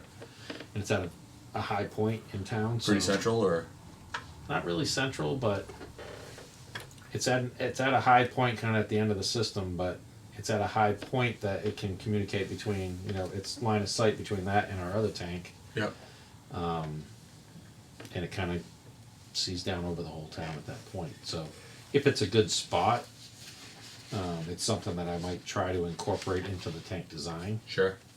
And that way we can get that hopefully covered through a grant or other methods of payment Yeah, right now. sneak it in on the, And get it up there. that will save us the upfront cost Yeah. on that portion, but I would rather just look at that one spot. Sure. Sooner rather than later. So what we do on those tailored solutions, pretty much give you a spreadsheet. It's gonna have all 1,200 of your services on it, and we're gonna tell you if it falls under that umbrella or not. Right. This So- one it'll read, this one it won't. Like for instance, Uxbridge, when they had their installers go out, they had a page of 200 that were just going to use that radio because they knew they wouldn't reach. And then the rest, they're confident that as long as they put that radio on the side of the house, it's going to go in through the collector. And we've had great success over there. They installed 2 collectors. Uxbridge is kind of a little bit long, and they put one on Richardson. Is it Richardson tank? Or one at the DBW on Heckler. All 3 of our tanks are sitting pretty high, well, those 2 are sitting high, and then. We always put the one- tank at the high point. but Yeah, That tank will be the same elevation as Douglastown, Franklin Street. Franklin. I thought Douglastown would have been. So that's a Franklin. different pressure zone, so that one's Yeah. up a couple hundred feet higher. Yeah. Franklin and Chesbrough. Chesbro's is much higher. Yeah. It's at the higher elevation. And I don't wanna go too far into the weeds, so if I'm going into the weeds, just tell me. So, we have a lot of different meter sizes, right, in town? It's not a lot. We have 2 different sizes. We're either, we call it a 5/8 by 3/4. Yeah. It's really a 5/8 meter Yeah, with a 3/4 inch ley length, okay. which, It's that looks like it's the same. This is a 5/8 by 3/4, so it's a Yeah. 5/8 meter with a 3/4 tail spot. Yeah. But And the ley then- length's a little different on a true 5/8 meter. It's shorter. 5/8 a half and 5/8 3/4 are the same. You might have some 3/4 shorts, which is a 3/4 inch meter in a 5/8 ley length. That's what I mean. A 3/4 inch meter is longer than a 5/8 meter. Correct. So ours are 5/8 by 3/4, so it's got the 3/4 ley length with the 3/4 thread. I don't know, I'd have to double check that then. All 5/8 meters are 7.5 inches long. If it's a 5/8 by 3/4, it's 7.5 7.5, inches long. okay. And then 3/4 meters are 9 inches long. They make a 3/4 Short. short. Right. You might have some of those, but those are 5/8 3/4 meter will fit right in that same hole.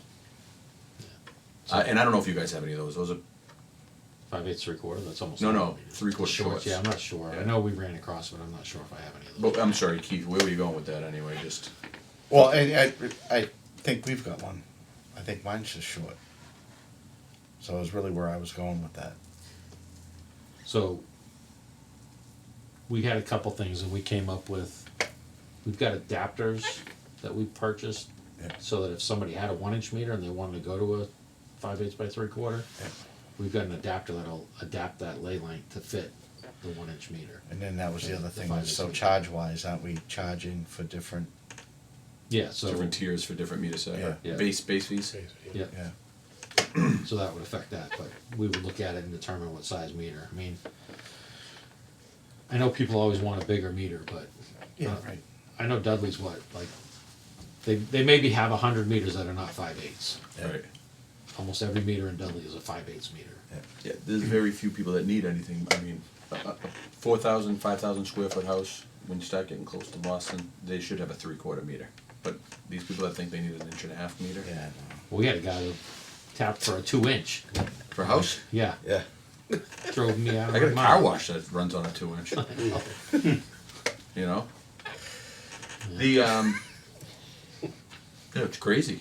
Yeah. I mean, if you have a nice big irrigation system and you got 8 or 10 heads going at once, then you don't want a 5/8 meter. You might want a 3/4 or 1-inch. But just for your fixtures in your house, unless you get 10 daughters and 10 bathrooms and 10 showers going at once, I think 5/8's no problem. So how does that work with the building code, Bob? With the, you got a 5/8 meter, but they make you put an inch and a 1-inch quarter or main. 1-inch main coming Yeah. down to the meter. Yeah. And then you got a, How they figured that is beyond me. I mean, how many 3-deckers in Worcester are running off a 1/2-inch meter? Right. 1/2-inch water mains. feeding And that 1/2-inch, 3-decker. 1/2-inch pipe. Well, that, the one over next to the Sokol, that 3-decker over there, yeah. that's a 5/8, it's a 1/2-inch line coming in, feeding that whole building. And we've never had a complaint that they didn't have water. yeah. You wonder, that's what I think about, 'cause I see it all the time with it, like you do, you see the water mains coming in, I mean, with the rises Yeah. coming up and You they, know, you get, some of these houses are, they have the body sprays, they have the other, Yeah. you know, overhead sprays and, yeah. So they size it for that, for the. and for you're the- only for supposed to the- use, you know, what is it, 1/2 gallon per minute? Yeah, low flow fixtures for everything now. Yeah. Yeah, and these, And then you put in even a 5/8. 5/8 is good for like 25 GPM, so. Yeah, so then you said then you cut you down to a 5/8 and they make you put the plumbing code says you need a 1-inch. Right. You know, on the plumbing side, but then the meters are 5/8. Cause we get that. Yeah, it's getting choked right down anyway. Yeah, so he was, the one guy was like, well, that's not gonna meet the, there was one, I think it was Bobby doing it, not Bobby, his son-in-law there. Yeah. He was concerned about, cause the building code says that you have to have a 1-inch pipe, so Yeah. he wanted a 1-inch meter, says, to make sure everything was gonna be adequate to supply all the water, which is understandable if you follow the building code, but how does the building code not apply with The meter itself, yeah. No. a plumbing code, I should say? Mm-hmm. And I won't get into the weeds with this either, but I will say, these aren't all the options. These are the standard off-the-shelf options. What I mean by that is, Tie Sales offers a bunch of different, call it financing options, call it lease to own. My boss is very like loose with all of this stuff. If you wanted a collector and didn't have the money, he'd say, well, we'll just add $1,000 to your software until it's paid off, or, you know, all those different options, they're all out there. Like I said, these are just kind of the run-of-the-mill, standard off-the-shelf. Like I said, you know, especially for the money, drive-by makes a lot of sense. If you have problems, you go data log them. You are still gonna get those, you're gonna get that hourly data, one way or the other. You just have to read more frequently than twice a year. I'd say at a minimum quarterly. You don't have to bill quarterly, but at a minimum read quarterly. And like you saw on Bedford, they're still billing biannually, but they're reading once a month just for the data. And just to run the reports and get ahead of leaks. I mean, it would help me doing my reports that I gotta do with DEP. Because right now, I'm taking readings that we do in February and October, whatever. I'm taking those reads and I'm comparing them with January and December. Right.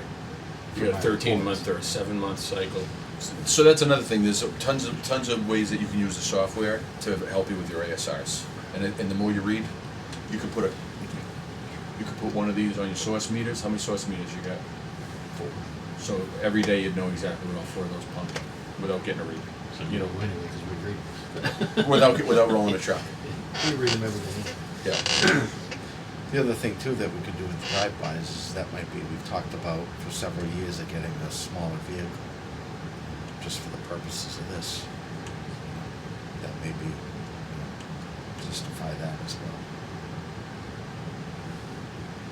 I mean, I kinda like the idea that go with this style and then put the option out there for an additional fee. You know, any of the landlords might want for the cellular, and what's the app cost? Does that add any cost? If somebody wanted to be able to, the customer wants to be able to read.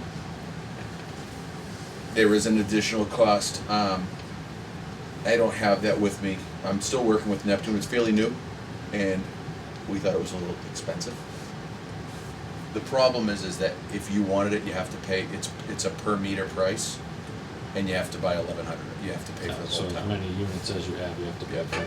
And so they have a price. I think it's a price point from 0 to 2,500 endpoints. It's this cost. Yeah. I don't know if it's $1 a meter per year. What it might be $2, whatever it is, $1.50. But if we had the cellular, would it send us those alarms daily? Like if an alarm came in today Yep. or tomorrow morning, would we get the alarms tomorrow morning? Yeah. I'm trying to answer that. Whether she would get the alarm or she would have access to the alarm. I think two different questions. Yeah. But again, I'm gonna use Bedford here. So Bedford has, 17 cellular radios. The rest that they're reading Sure. drive-by monthly. And I don't know where all the numbers, 6,000 of them, right? So here's your alarms. So they have 3 meters right now that are tripping a continuous consumption alarms. At any point, you can click on that. And what you're gonna find, Bob, the billing clerk's gonna know there's probably the same people are always in the top. Either multifamily that has 100 people living there, water's always running, and they just say, forget it. Laundromat. Like the mill down here, they're gonna have continuous flow because they run 20. Yeah, so you kind of ignore that.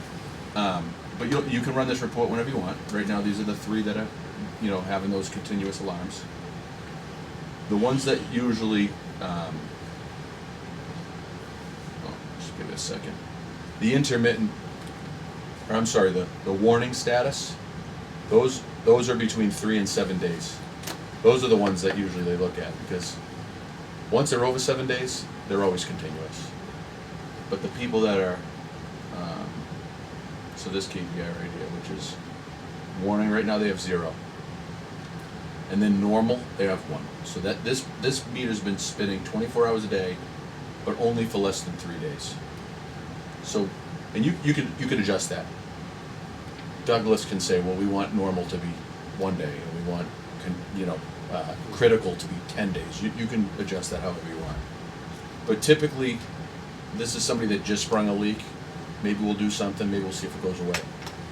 Once they hit the warning, which is day 3 through 7, that's when you would click on that and say, let me run a report, let me look if these are new names, make a phone call, send an email, whatever you're gonna do. And then we have intermittent, so this is typically, like I said, a toilet. That's a meter that has not been running constantly for 20 hours, 24 hours. But it's a meter that's running more than it should. You think about That's what our You think about an typical leaks are. overflow. Yeah, toilets leaking. it satisfies itself and then it just slowly leaks and then purges again. So anytime that meter's spinning, it knows. It's like, I'm spinning more often than I should be. For a regular house, the meter may only turn 20% of the day. And if it's like, we can turn like 50 or 60% of the day. These are some reverse flows, so right now no major, no minor, but if somebody flips their meter around, that's going to show up as a major reverse flow. Sometimes you'll get a handful of minor reverse flows, and if you look at them on the map, they're all in the same neighborhood. You might have a main break, and the water just went backwards just a little bit. Well, the other thing that I found one time up in Eagles View, somebody had a booster pump. Yeah. So the booster pump would turn on, build up the pressure, but then the check valve was leaking, so it would start pushing Go back to the back. street. But the meter wasn't working when it was going backwards. So push back, hit the low pressure, and the pump would turn back on, and it would spin the meter forward. Also, they kept getting charged for that. Yeah, so it would go through, then it would bleed back, and then the pump would kick back on. And So it just kept going forward, and more and but more. the guy, he like travels 4 days a week or something, so he was only at home a couple days a week. And it took a little while, but we figured it out because we were sitting there, and I'm like, "Do you have anything running?" He's like, "No." I'm like, "Well, your pump keeps kicking on." Yeah. So then we sat down there and watched it, and I had shut the valve going up into his house, and it would turn on, and then you'd see the pressure start But dropping. it wouldn't And reverse it the wouldn't consumption reverse off the the meter. consumption, but then the pump would kick back on. I'm like, your check valve's leaking. So we found it, but it was just one of those freak things that's where you could get some of those Right. reverse flows. because So of the good check thing valves. is, with these meters, the T10 and the Mach 10, they will measure with Forward. full accuracy forward and reverse. Yeah, so it's happened. We've had to do the math and figure out, somebody flipped the meter, they're getting charged for it, Yeah. you know, for the consumption in reverse. But,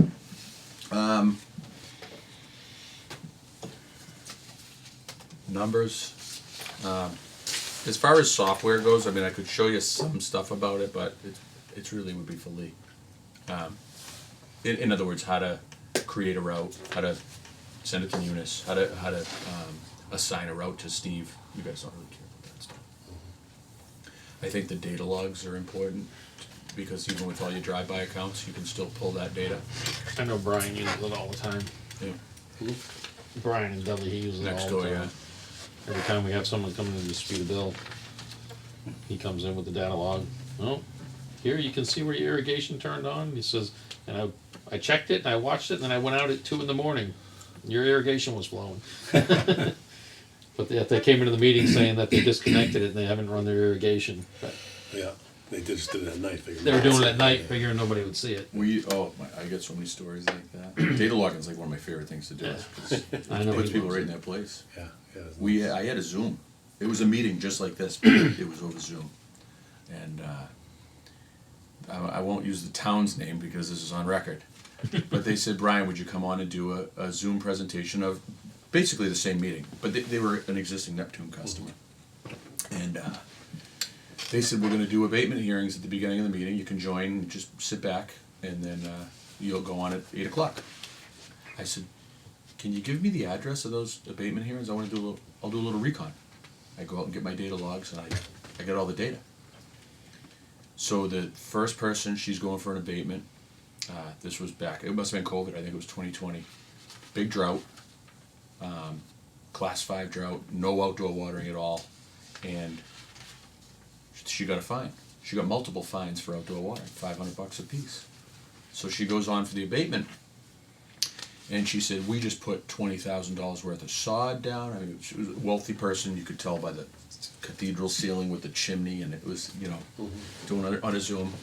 Well, we just put 20,000 worth of sod down, and, it's gonna die, and yes, we did water, but as soon as we got our first letter, our violation, we stopped. I shared my screen with the data log, and one of the commissioners said, you didn't stop, you've been watering every day since you got that letter. In fact, you watered today. She starts crying and she slams down the computer. She leaves the Zoom meeting. So then the commissioner says, okay, up next, Mr. White, 123 Main Street. And the guy just starts laughing. He goes, I'm just paying my bill. You guys have all the data you need. So they said, okay, Brian, you can go on early because they're done with the abatement hearings. It was really funny using those data logs. But I've seen the same thing. I've seen customers say that we're not irrigating, and then we go out and data log it, and you know what they did? They're not irrigating from 6 to 9 a.m. anymore. They're irrigating from 2 to 5 a.m. Mm-hmm. And they just changed their controller, thinking that nobody's going to catch them. Yeah.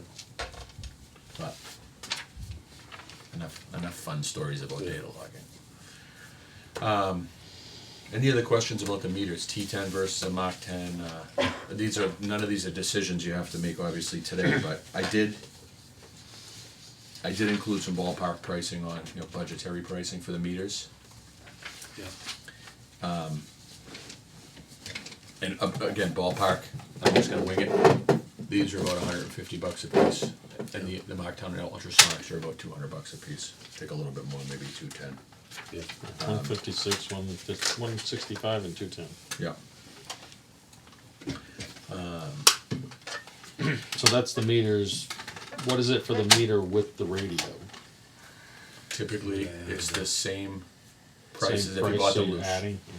Yeah. So like, again, for budgetary numbers, a regular radio is 140 bucks. This meter's 165. What's that end up being?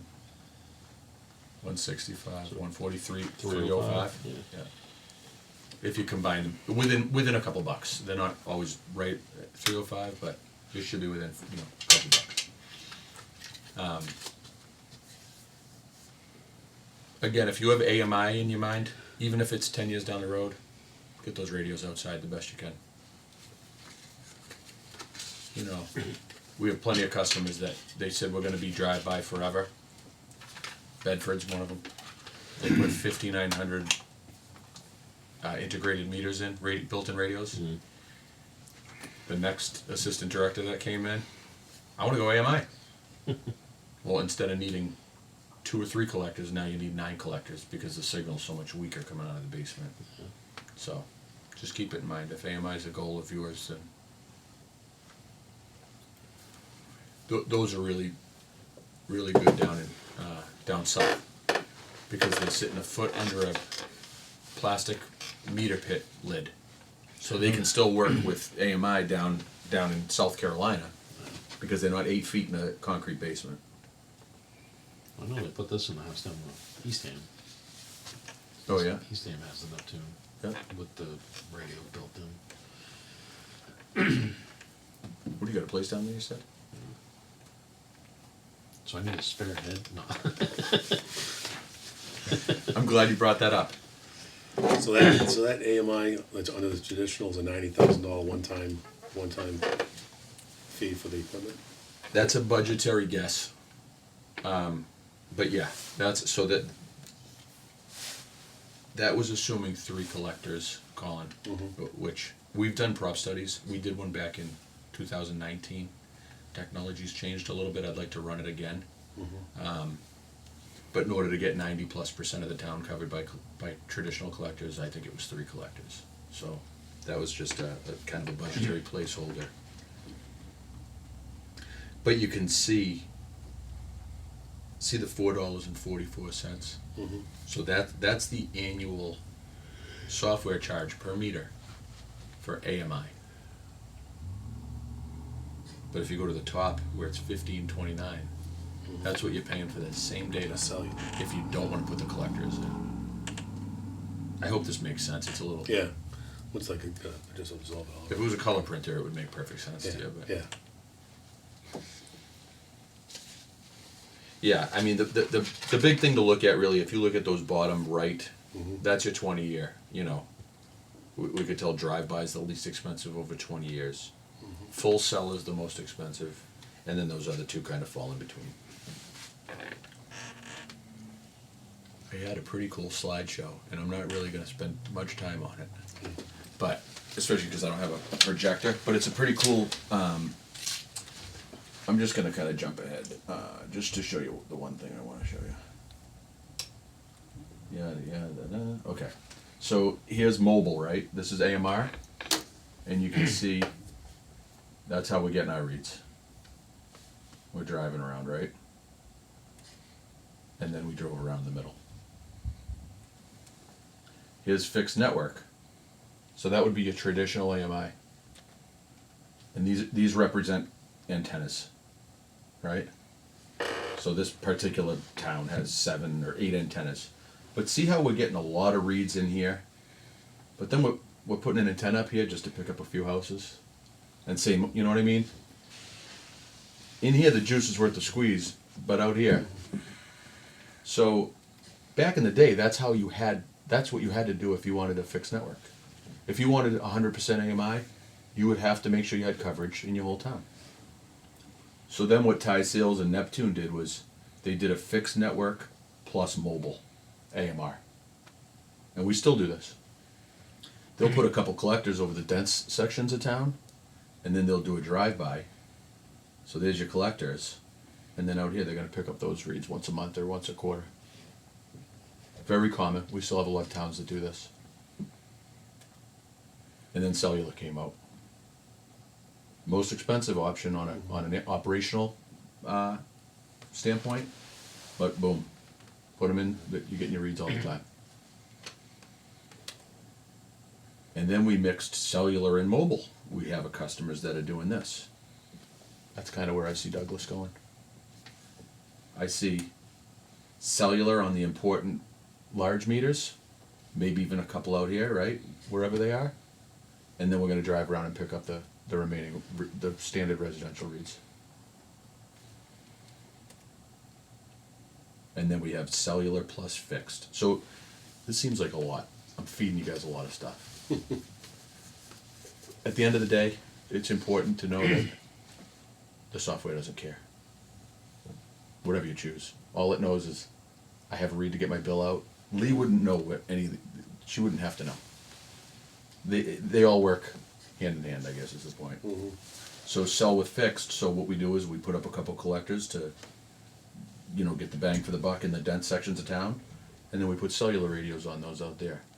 So instead of doing a drive-by for those outskirts, now we spend a few bucks on, we spend $15 a year on those onesie-twosies out in the outskirts of town, and now we get 100% AMI. We have 24-hour daily, 24-hour data on every meter in town. That's what we call a tailored solution.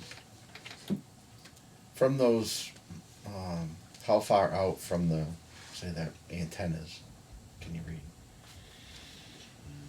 Great So question. it all depends on the terrain. Well, I understand the terrain and stuff, but just, what have you seen? The higher the antenna, Yeah. the lower the radio, and the no foliage in between, Yeah. miles and miles. But as soon as you got a tree with a branch with leaves on it, Yeah. or a box truck parked in a way, or even a little hill, Yeah. that miles can go right down to 500 feet. You know what I mean? It's we typically would run a prop study. So that's actually the next slide, which was kind of highlighting what I was just saying. We got meters integrated, meter with a box, drive-by, walk-by, gateway style or cellular style. It's all going into that. Nobody cares. Or by nobody cares. The people that are operating the software don't care. He doesn't care that, and she just needs to see what's on Right. that. The only difference will be is if it's a touchpad, you're not gonna have any flags. You're just gonna get a read for every read. And then as you increase the technology, the more data you have on this end. But you'll be able to bill all your meters regardless of what's. Because I'm just thinking that, assuming the third tank, so assuming 3 antennas, we don't really run much more than a couple miles from a tank. Really, and No, again, I mean- assuming the third tank. Right, so if we had the tank there, that'd be one. Yeah. The tank at Franklin's kinda in the middle, Yep. and the tank at Church is the Yeah. other end of town. So we have the two ends and then one kinda in the middle. Yeah. But we also have access to, we've got the cell tower, which is up near the Church Street tank. Yeah. So we may have a spot that we could hop onto that for a tower instead of building a whole tower. I was gonna show you. I was gonna The show only other Keith one would be something. the roof at the school too. And we've got the one over here, Bosma's Farm. Yeah. That tower, I think we have access to. Yeah. I think Coslex too. I don't know if we have, I Before I zoom in, don't know if we have the right on Coslex the or not. town does. Yeah. this is Uxbridge. But before I zoom in, they got one Latin long in their billing incorrect, so they have 1 meter in Kazakhstan. But once that gets corrected, all 3,500 meters in. So what I'm doing right Yeah, now, look, we'll have one in Paris or something. yeah. Usually, if you flip the Latin long, I think it shows up in Antarctica. But if I zoom in, so this is Uxbridge's current file that they have, in their billing right now. So as you can see, as I get closer and closer, these are all their reads coming in. And I guess it would have helped if I knew where their locations of their tanks were. Do you know the Uxbridge at all, Keith? A little bit. So that's their town right here, right? So wherever Hecla is, and I think it's somewhere right around here. Time out 16. And then wherever Richardson Tank is, I don't know if it's up in this corner or up in that corner, but, I mean, it's covering the whole town. Yeah. So they've only got 2. They've got 2 collectors, yeah, 3,900 meters. Yeah. But again, you could have 20,000 meters with 2, Yeah. it all depends on Yeah, yeah, terrain yeah, and yeah. density. Yeah. Fitchburg has 9 collectors. Yeah. You know, they have about 20,000 endpoints.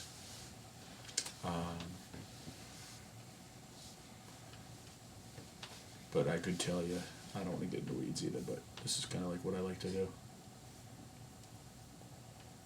So if I go to Uxbridge not received, or incomplete rather, I can map these and see which ones aren't coming in. Yeah.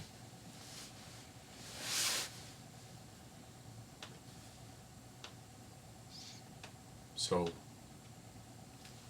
throughout town, that's It's kind of spread out. it's kind of spread out, and I'll tell you exactly. I'll tell you what these are. Earmuffs. The installation company that installed all these, Yeah. they had like I think 4 guys installing. Yeah. One guy was a little lazy.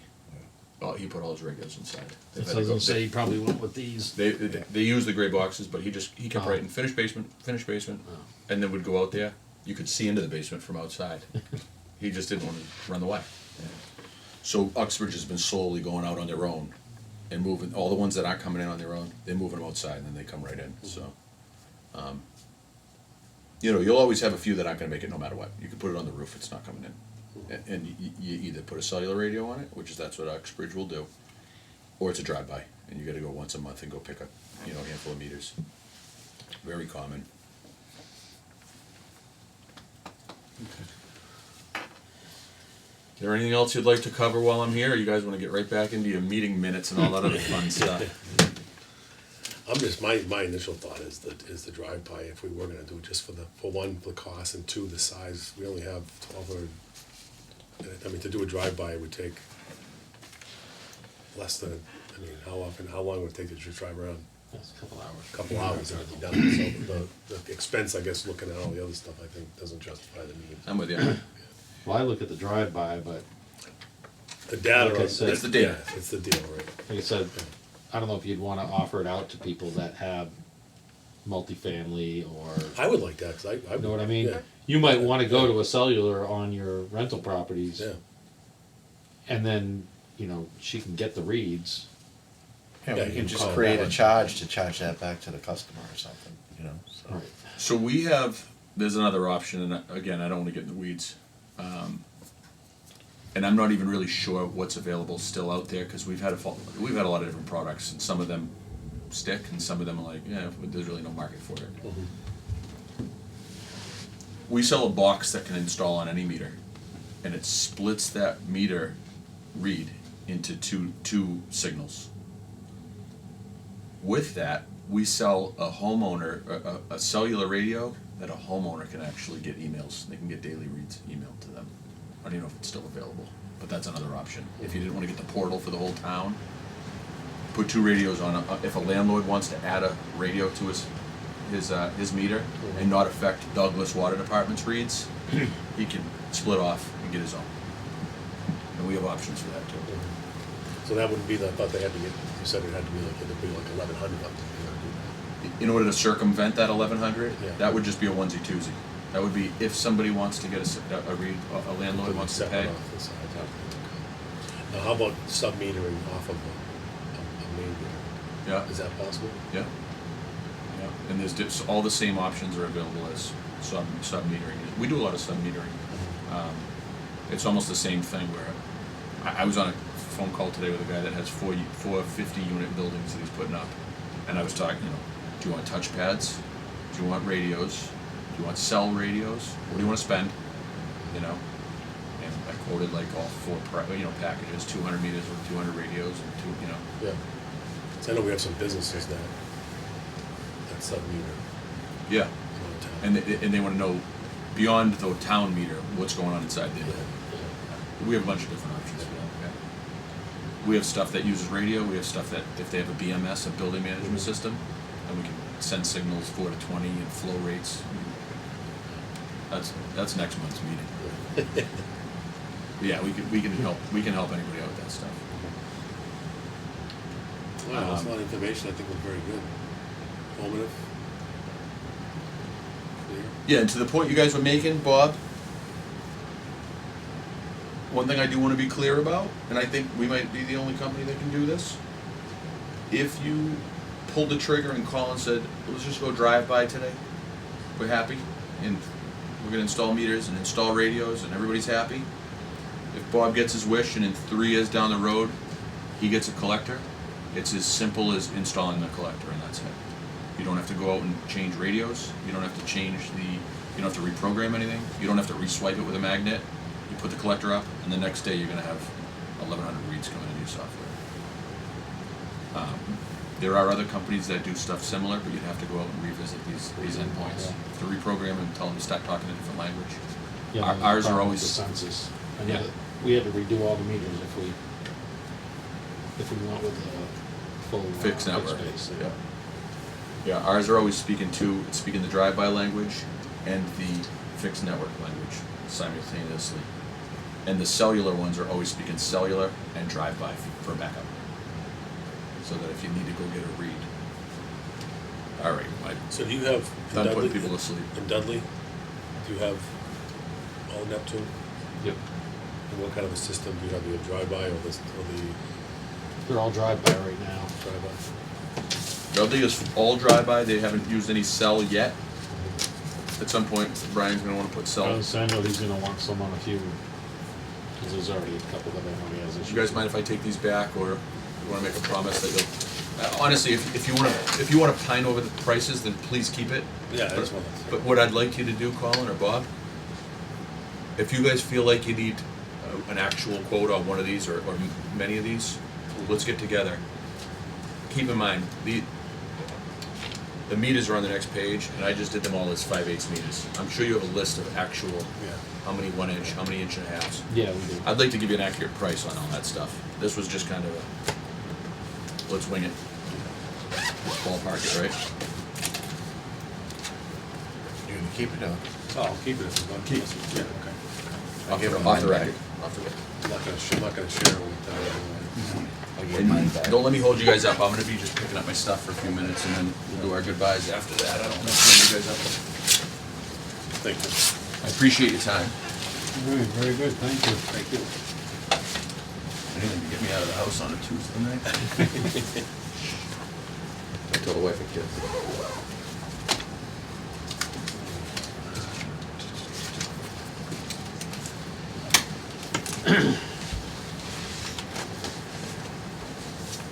That heat comes on today.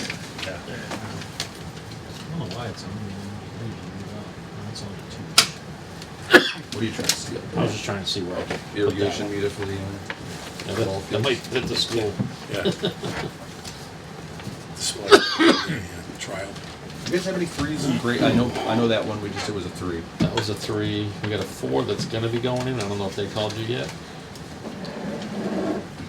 You know, I don't know, but since you just brought that up, we might as well tell everybody that the nice thing about, even if you don't choose the cellular portion because of the money, what we are doing is if contractors call and they're gonna buy their own, say, a 4-inch meter, what Tie Sales is doing, forcing Douglas spec is a cellular radio with prepackaged 10 years of software fees. So it costs you guys nothing and you're gonna get 24-hour data on that meter. So, On the launch. yeah, it's just the spec. Yeah. Plumber calls and says, I need a meter for Douglas. We say, all right, it's a 4-inch cubic foot meter and it's gonna have a prepackaged cellular radio. There you go. And they don't care, they're just charging their customer. All right, couple radios. Leave that one. Couple, what do you need? Won't do any good. The 2i and the 4i. The adapter. Now, I could do this in one trip. Yeah, why not?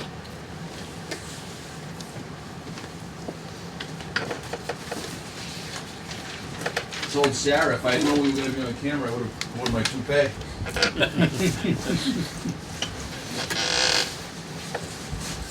All right, Bob, if I forgot anything, give me a call tomorrow. Yeah. Thank you, Brian. Colin? Nice to meet you, Brian. Nice to meet you. Thank you. Bob, Nice to meet thanks you. for your time. Yeah. Bobby, Yeah. be Talk good. to you soon. And thanks again, guys. Keep the pads and cards, all right? Bye, sir. Thank you. Nice to meet you. You too.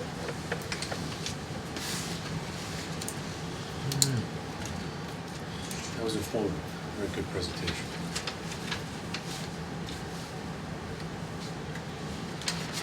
So we're in for the reports and stuff. You guys wanna do your meeting minutes?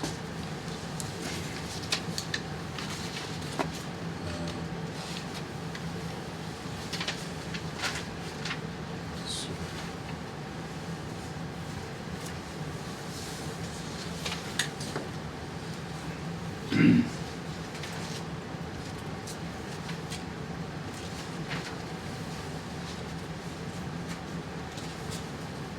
have you looked at them yet, Bob, the minutes? Me, Bob, or that You Bob? Just, I always like you to look at them as well. Just Bob? A little bit before, but I was I didn't really- not here in the beginning. I usually read them too, but I was too busy looking at school stuff, trying to figure out numbers and what I mean.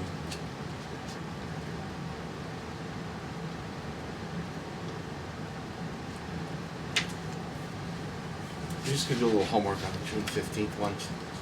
So just because, and it's just a hiccup, but Bob Josie was absent according to this, and it was just you and I calling, but the closing of the meeting, Okay. it said Bob Colin Josie was seconded. absent and Bob seconded, so we just gotta get the closing of the meeting correct. Which meeting was that? The one on the June 15th. 15th. So we're just gonna make sure, so we can't do June 15th. Okay. So, do you want us to amend it, or do You say you can make that amend it, or amendment do you want to hold and it? Well, I don't, because I don't remember. I mean, maybe you were absent and he was here. Or maybe he was here and you were absent. Yeah, let's Do see. you remember June 15th?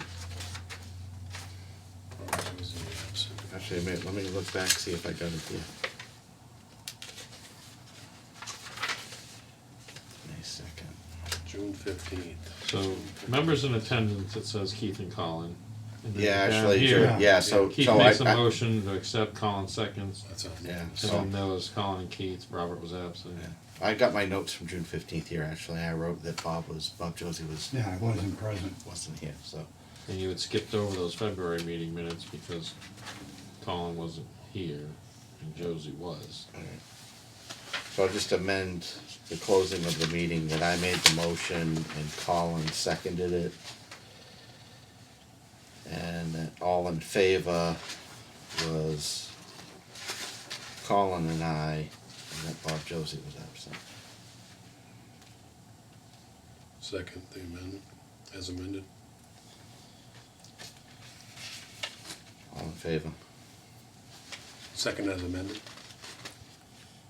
I second it. Oh, No, I made it, Colin seconded it. all in favor? Aye. So now I make a motion that we accept the meeting minutes from June 15th, 2023. Second. I'll say all in favor of them, Bob? just say all in favor All in of favor. them. Oh, all in favor? Aye.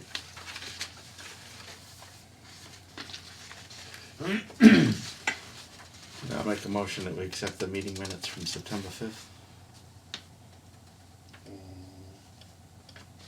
Just blow through them quickly. Yeah, remember quick meeting.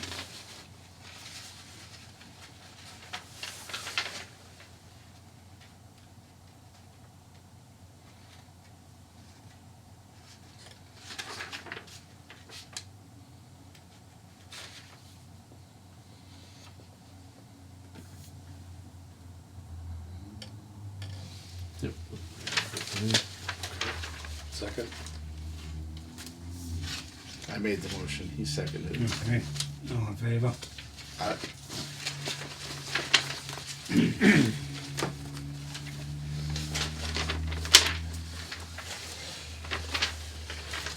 Okay, so for the October water report, floats 6,954,200 gallons for an average of 224,329 a day. We use 529 gallons of KOH, 256 gallons of batched chlorine solution. Sampling for the month was done on the 4th. 331 Maine came in positive for total coliform with the repeat samples. At 331, 328, 348 all came back clean. System repairs. He fixed the KOH leaks at turbine and primary. We had LaFrance come over and cut and cap the old service line to the mill prior to doing the paving. Hung new wires on the pole at Mobile, because we had one of those poles, I think you saw it. Yeah. The telephone pole came down, took the wires down. It's 480 voltage, so we put another pole up that we happen to have over there. It's not brand new, but it's better than the broken one. And then Bernard came in and swapped those wires over. We had the rehab of the turbine well done, and we removed that angle drive, just because it was, we took the engine out of there a few years back because we can't use it, because if we use the angle drive with the backup engine, we don't have chemical addition, so DEP won't let us run it without the treatment anyway. So we removed all that to get that stuff out of the system. There's oil reservoirs and everything else in there, we don't need them leaking into the water. And after we renewed that, or rehabbed that well, we're producing about 20 gallons a minute more than we were previously. We had a water main break at 5 B Street, it was a circle break. We put a stainless steel wrap on that. The customer side service line replaced at 454 Northeast Main. 2 hydrant extensions were installed on Gilboa Street. Those were new ones that went in, some of them were a little low, so we extended them up. Monthly maintenance, he did tank inspections, leaf removal, the stations, dewatered the 3 cemeteries and the common, the LP gas and water use logs, and exercise turbine gate valves. Replaced 1 meter and did 1 final read. We didn't have any new connections or new meter installs. And we started work on the lead service line inventory, had meetings with Ty and Bond, got bulk KOH deliveries to the 3 stations. The traffic trailers, we moved them out of Old Lackey Dam Road after the construction. He did cybersecurity training online and unclogged the filter backwash pump at the treatment plant. Any questions on any of that? Monthly sewer report, we have 2 of those, so we have October. October we had 4.12 inches of rain, 7,992,736 gallons of flow, for an average of 257,831 a day. Synagro hauled off 104,400 gallons. We wasted 201,320 gallons for an average of 6,495 gallons a day. Used 513 gallons of alum, 0 gallons of sodium hydroxide, 328 kilowatt hours of electricity. The river average was about 492.448 cubic feet per second. Did the 4th quarter toxicity. The 4th quarter assay was performed on the Synagro waste hauling. The other thing here is we got the generator, the new one finally installed on the pad. Took the old one off. The old generator's over at Mobile. The new one's on, and we're doing the startup on that tomorrow morning. Great. What are we doing with the old generator? I don't know yet. Originally, we were gonna let Mikey work on it, and see if we could figure out what was wrong with it. Well, we know it's a spun bearing, but if he could replace the bearing, if it's a crank bearing, we could probably replace the bearing. Not that I would rely on it for something like this, but if we can replace the crank bearing and get it up and running again, then we can probably sell it, get the majority of what we paid for this one back, just based on the size of that one. That'd be nice. If it's a cam bearing, then the engine's pretty much junk, and we'll see if we can sell it for the electrical end. And somebody will wanna 480 volt, 400 kW generator. Just replace the engine, and they can do something with it, but probably still get decent money for it. The enclosure's good, the tank's good. It's a Cummins engine, so like I said, if you can repair it, then it's you can probably get decent money for it if you can sell it after that. For November, we had 1.9 inches of rain, 6,565,472 gallons of flow, for an average of 218,849 gallons a day. Wasted 213,885 gallons for an average of 7,130 gallons a day. Cinegroom hauled off 104,400 gallons. We used 1,084 gallons of alum, 0 gallons of sodium hydroxide, 332 kilowatt hours of electricity, and the river average was 182.870 cubic feet per second. Shut down the UV system for the season. The generators at Colonial and Davis were serviced, and worked on the alum lines, and we passed the fourth quarter tug system. Any questions on those? Any plans in the future to repair the roadway in front of where Cinegrow hooks up? Yeah, I gotta do something with that. Oh, where it's sinking? I don't know why it sunk all of a sudden. What I think is happening is that during all the construction and everything, the grass over on that side of the road Yeah. kinda got all tore out, so the water runs down the driveway and eroded out that. Yeah. So I'm thinking the water's probably getting under the asphalt and flowing that way, so it's soft there when they're driving. Yeah, it's really seemed to accelerate it. It did, that's what I mean. Yeah. It didn't seem to really was start bad, sinking but- more until more recently, so. Oh, this Look at year. that. This year with the rain. Yeah.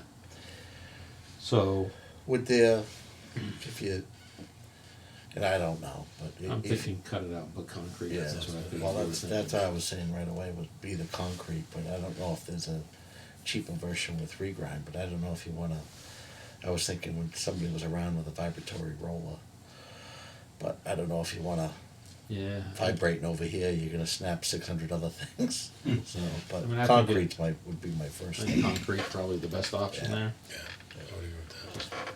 Cut out a pad and we can Yeah. set it up so that we know the length of the pad, so the trucks can just back up on the concrete Yeah. pad.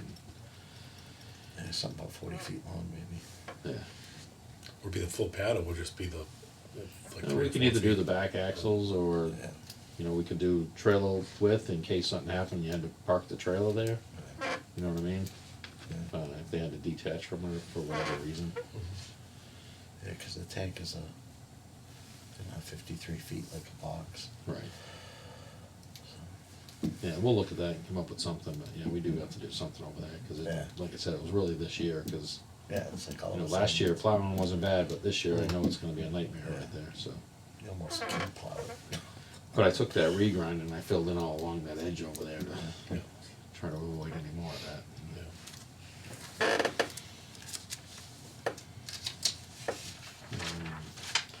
Get with Eric on that, see if we can get some reimbursement from the contractors. Yeah. Alright, so we're all set with those, so next would be the project updates. Everything's kinda semi-wrapped up for the season, I believe, you know, all the road work was done. Obviously, you guys have probably noticed there was some issues with the final paving. Still is. So I mean, there was issues with it, we had them come out and look at it, they took some core samples, I haven't actually got the results from those core samples yet. We believe there was an issue with the mix from the Yeah. From Lynch. from where the asphalt came from. Cause you can see it unraveled, it really unraveled over here Well, at you the can, yeah, intersection. 'cause you can, We you had can to- predict where the potholes are gonna be in about 6 weeks. Yeah, there's a few and we haven't even plowed yet, so. Yeah. Up in that corner too, where it always washes out. Yep, Come so around the the corner, you come around that hard corner up Yeah. here near the pole. There's one just after Buchan was down there, it's like a full pothole already. Yeah. Right at the stop sign, just beyond the stop line, Yeah. right there. Yep, there's right on this corner over here, we've got a whole bunch of them, we walked the entire thing. And when right they after meet, were done. when they, two companies met, right before that is all, that's all. Yeah, right at the mill parking lot. Yeah. Yeah, so, it sounded like they planned on probably mill and overlaying the entire section from Main Street to the mill parking lot again. But I think that determination hasn't been fully made yet, they haven't committed to it, but they wanted to wait through the winter. They'll come fix potholes here and there as they establish, but, they just wanna see how much of it's gonna unravel. But I think the intent is to probably mill and overlay the whole thing.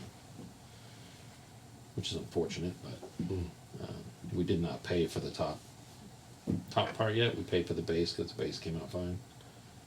It's just a matter of coming up to a resolution on the top coat.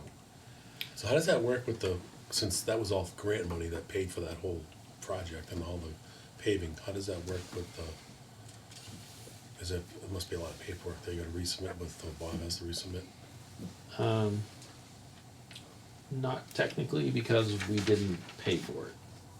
So, we're not paying for this until it's resolved. So everything's good, So okay. it's still just following that same thing. It could potentially be an issue, cause we're not closing out the MassWorks, because that's MassWorks money to do that work.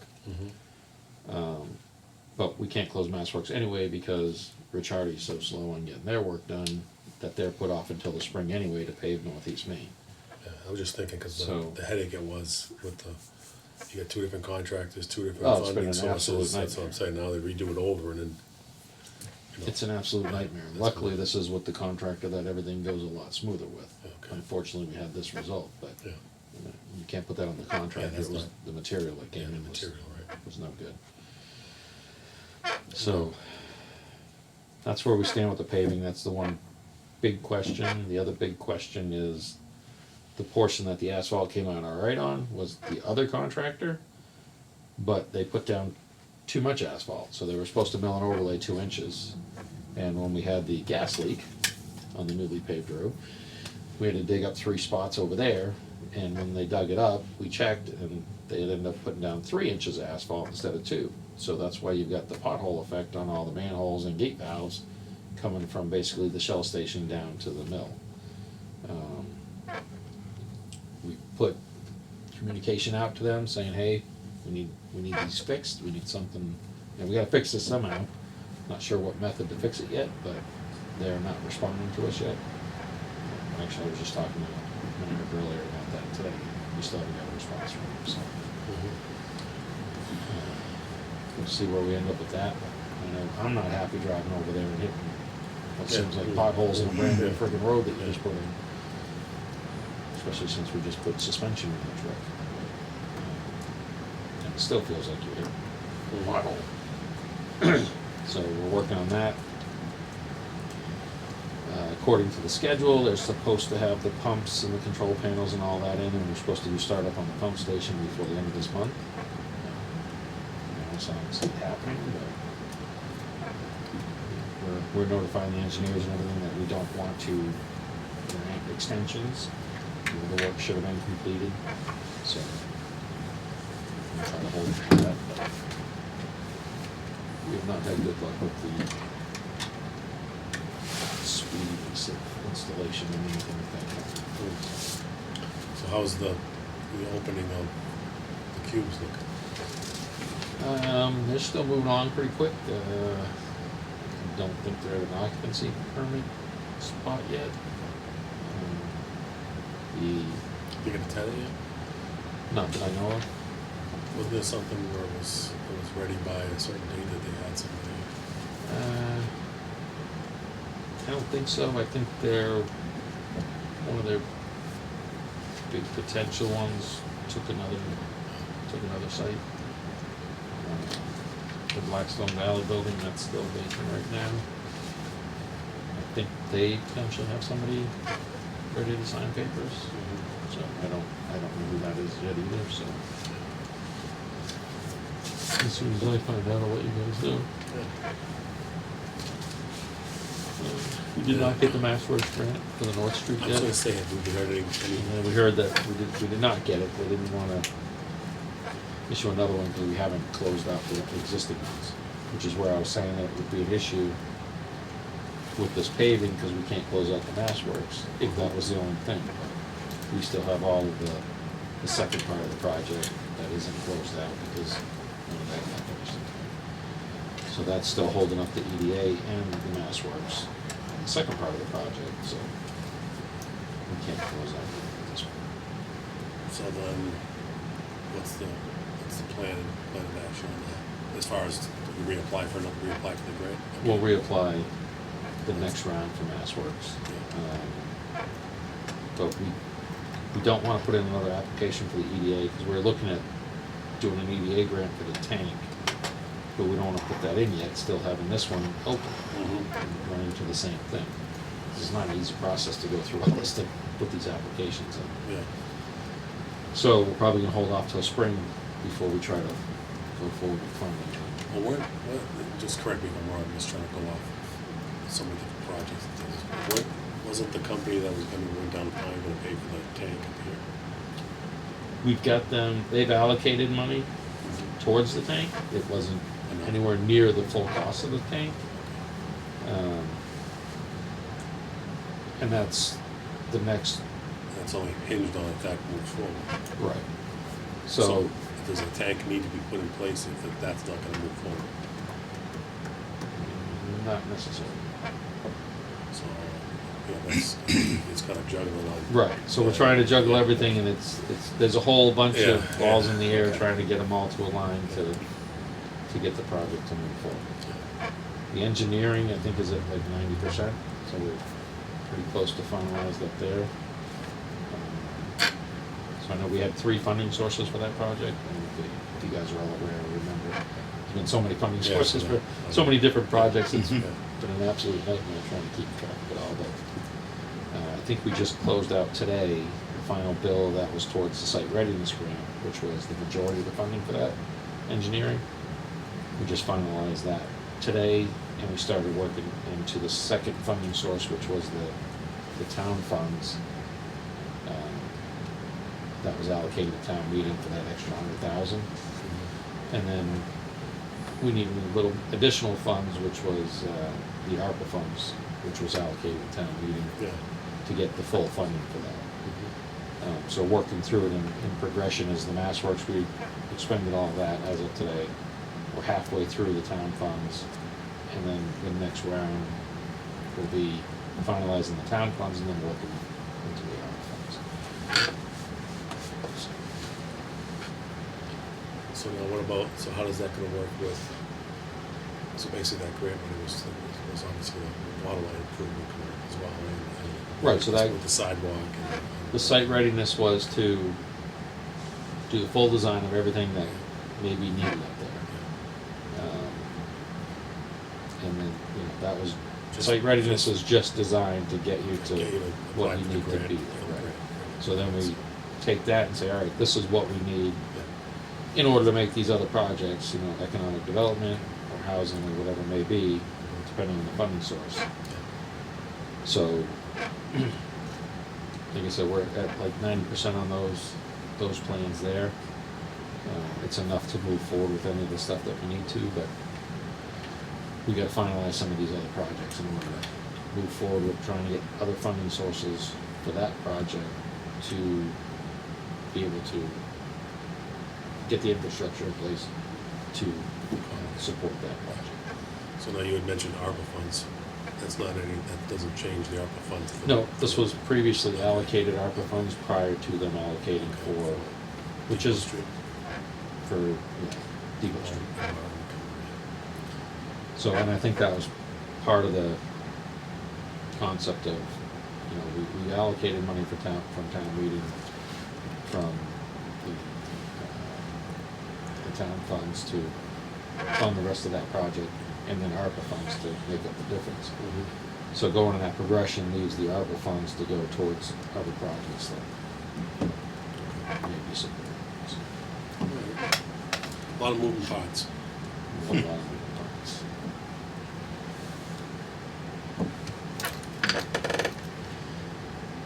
Other projects, so the lead service line inventory, which is, my office is a mess right now, so you guys don't have all my papers for the stuff that we're working on, but working on identifying the lead goosenecks and everything in town.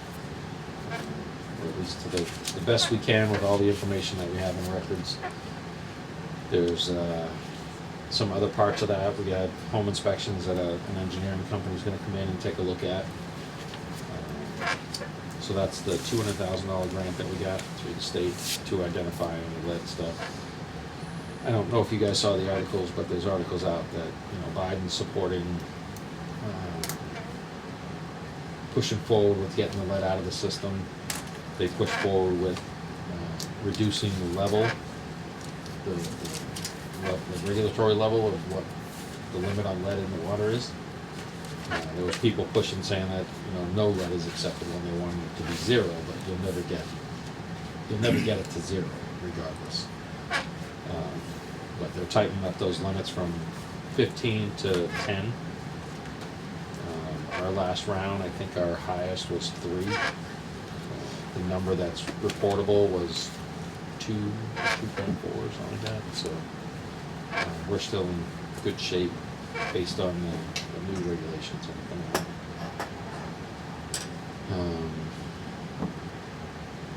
So we've done a lot of rounds of that. We're probably getting close to halfway. The next big thing is the basement inspections to get in and look at the pipes coming in so we know what type of pipe is on the customer side.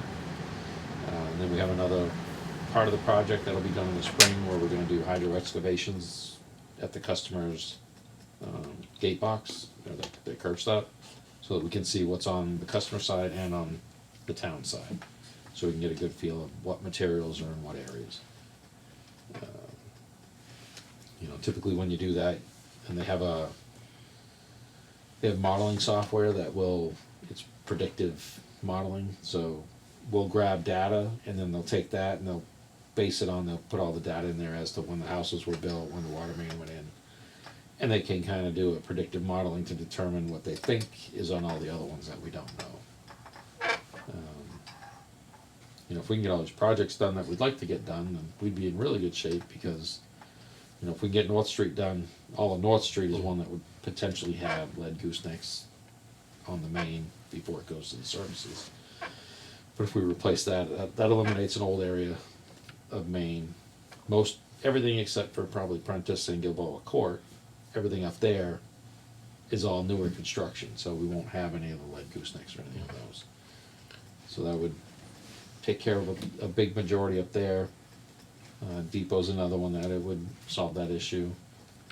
If we could do Main Street at some point, that's another one that has a lot of potential lead goosenecks. And outside of that, Didn't we already do Main Street? no, Main from Franklin to, Oh, all right. So from Franklin up. yeah, Yeah.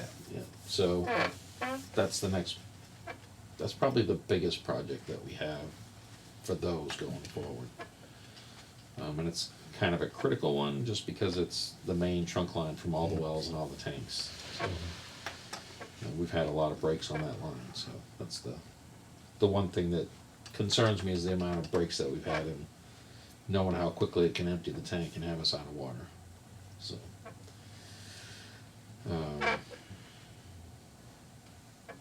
but if we did Main Street, like I said, you know, Southwest Main was already done. Southeast Main, U Street, Glen Street, those are all newer ductile. We really don't have a lot of older pipes. If we do Depot Street, that takes out another big chunk of it. Brookside and all that stuff is newer. So, you know, we're chipping away at a lot of the big areas of older infrastructure. I think the next bigger section that would be of concern is the whole, you know, B Street, Cook Street, A Street, you know, all those, that whole section over there, that's probably the oldest infrastructure in town, so. I know we did cemeteries done.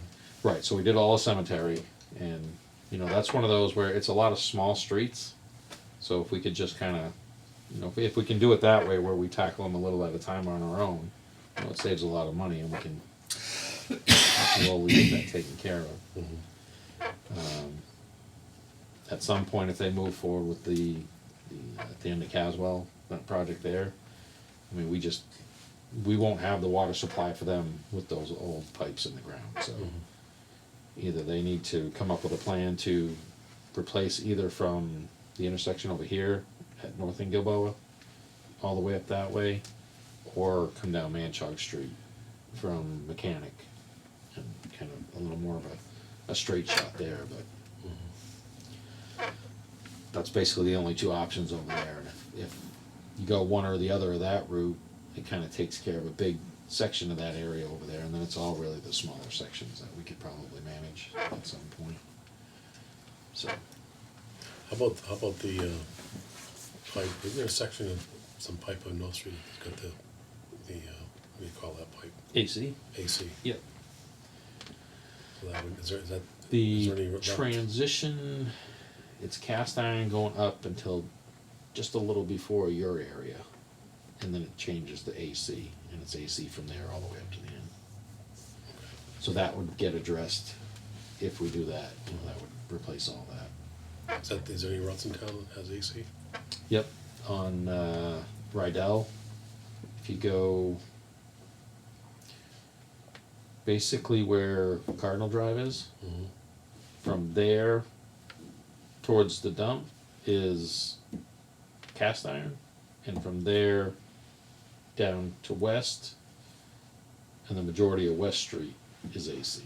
So AC up west and down to Cardinal on Rydell. I believe there's AC going up, Depot, what's the one up there? Martin. Martin Monroe, I always get those two, I'm like, Yeah. Martin Monroe, Maple, I'm all right connected, so. Going up Martin, I believe there's AC going up that way. All the way up? All the way up. Yeah, All on Mountain Road is AC pipe. Is it? I'm fairly confident. I think so too. That's the two bigger sections is, Martin and west to Rydell. West and halfway down Rydell. I think the upper West Street, I think is cast. Not positive, I've seen different things on different I was maps. always under the impression heading out towards Thompson Road was AC pipe too, but That was all changed. It used to be, Yeah. yeah, it used to be, Yeah, because it we used used to to have be. because it was a dead end, they had a line running all the time. yeah, but they swapped that out. That's been changed out. Yeah, that got changed out, that's ductile, so that's good pipe, we don't have to worry about that. Actually, if you look right behind you, you should be able to see all the pipes and materials right there. Oh, okay. So they're all listed there. Yeah. Okay, and then discussion on that, not to get into it tonight, but just you're gonna get us some information on the number of meters that have been changed in the last, just to kind of give us a breakdown of where the meter changes are, Yeah, I can have Lee give us an entire list of every meter that was just to installed. see and how what it's, we're size. not gonna tackle anything to Mm. kinda see where we're at. But I mean, if you guys are in favor of going to the Neptune, I mean, it can be as simple as saying, instead of buying any more census meters, we'll just start buying Neptune meters. So moving forward with new installations, we can start with Neptune and then, integrate it into the system. And then come up with a plan as to how aggressive do you wanna get with replacing them. I couldn't morally go and change out meters that we just put in.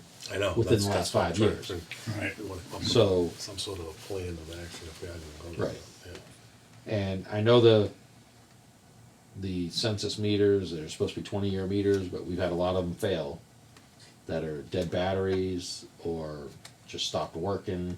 We can't read them. So, there's meters that have only been in a few years and they already died. I had some that came out of the box and they were already dead. So, So maybe you could put together a spreadsheet for us on, you can say how many old meters that should be changed, Right. within a well, that's it. year. I mean, we can look at it and, the standard that's still in the DEP guidelines is 10 years. A meter should be replaced every 10 years. And as he said, it's more like 20. And that's more the industry standard is about 20. So, we've looked at them, and anything that was like, if we do final reads or anything, if it's like over 15 years, we're changing it. Yeah. So Yeah.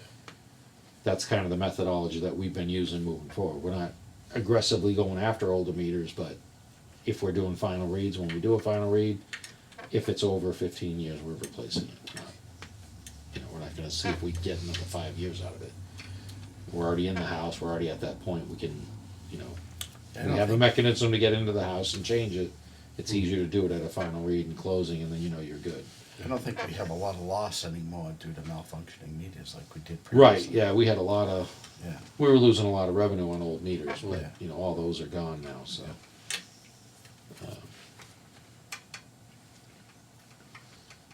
So. Yeah. But like I said, we had a lot of older big meters.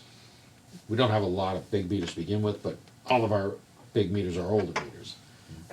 So as we're trying to push to get those changed out, we've been going with the Neptune. And when can we expect the mill to do theirs? Because that one's a problem, right? Which mill? This one? I was under the impression that one was, It's not really a problem. I mean, they've got probably one of the best meters you can get. They have Oh. the old Foxborough meters, so I mean, you couldn't beat those meters. They're just really expensive. yeah. So we did start looking at changing that one, Yeah. just because we recently ran into an issue over there that made us realize there is an issue. Because it's not one of those meters that he says, there's no battery, there's no power, those run forever. This is an electrical meter, so it's a mag meter, so unfortunately they've got a circuit breaker that meter runs on. So if that circuit breaker gets shut off, the meter stops recording flow. So, How do I get one of those? yeah, Guy shuts off one too many lights on the way out. yeah. So that's an issue that we've Yeah, got to address over there. Yeah. We did change out the Hayward Landing one, we did change out 3 Cook Street. Those are the bigger ones. It's another thing I gotta discuss with the schools. We did replace the head on one of their meters up there. They have another meter that the head's dying, but you can't just replace the head on it, so they're gonna have to replace one of those meters, and they're not cheap, so they won't be happy about that, but.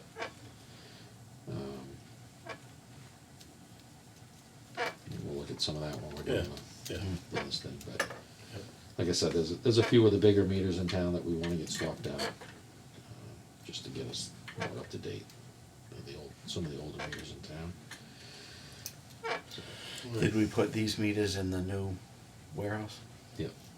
So the new warehouse has it, that new warehouse is gonna get it. What are they gonna, what's in that warehouse, a 2-inch line? This one's a 4. Four. Yeah, that one over there is a 2. Yep. So, Good. All right. Motion? Can we get a motion? Sure. Absolutely. Make a motion that we adjourn the meeting at 9:41 PM. Second? All in favor? Aye. Aye.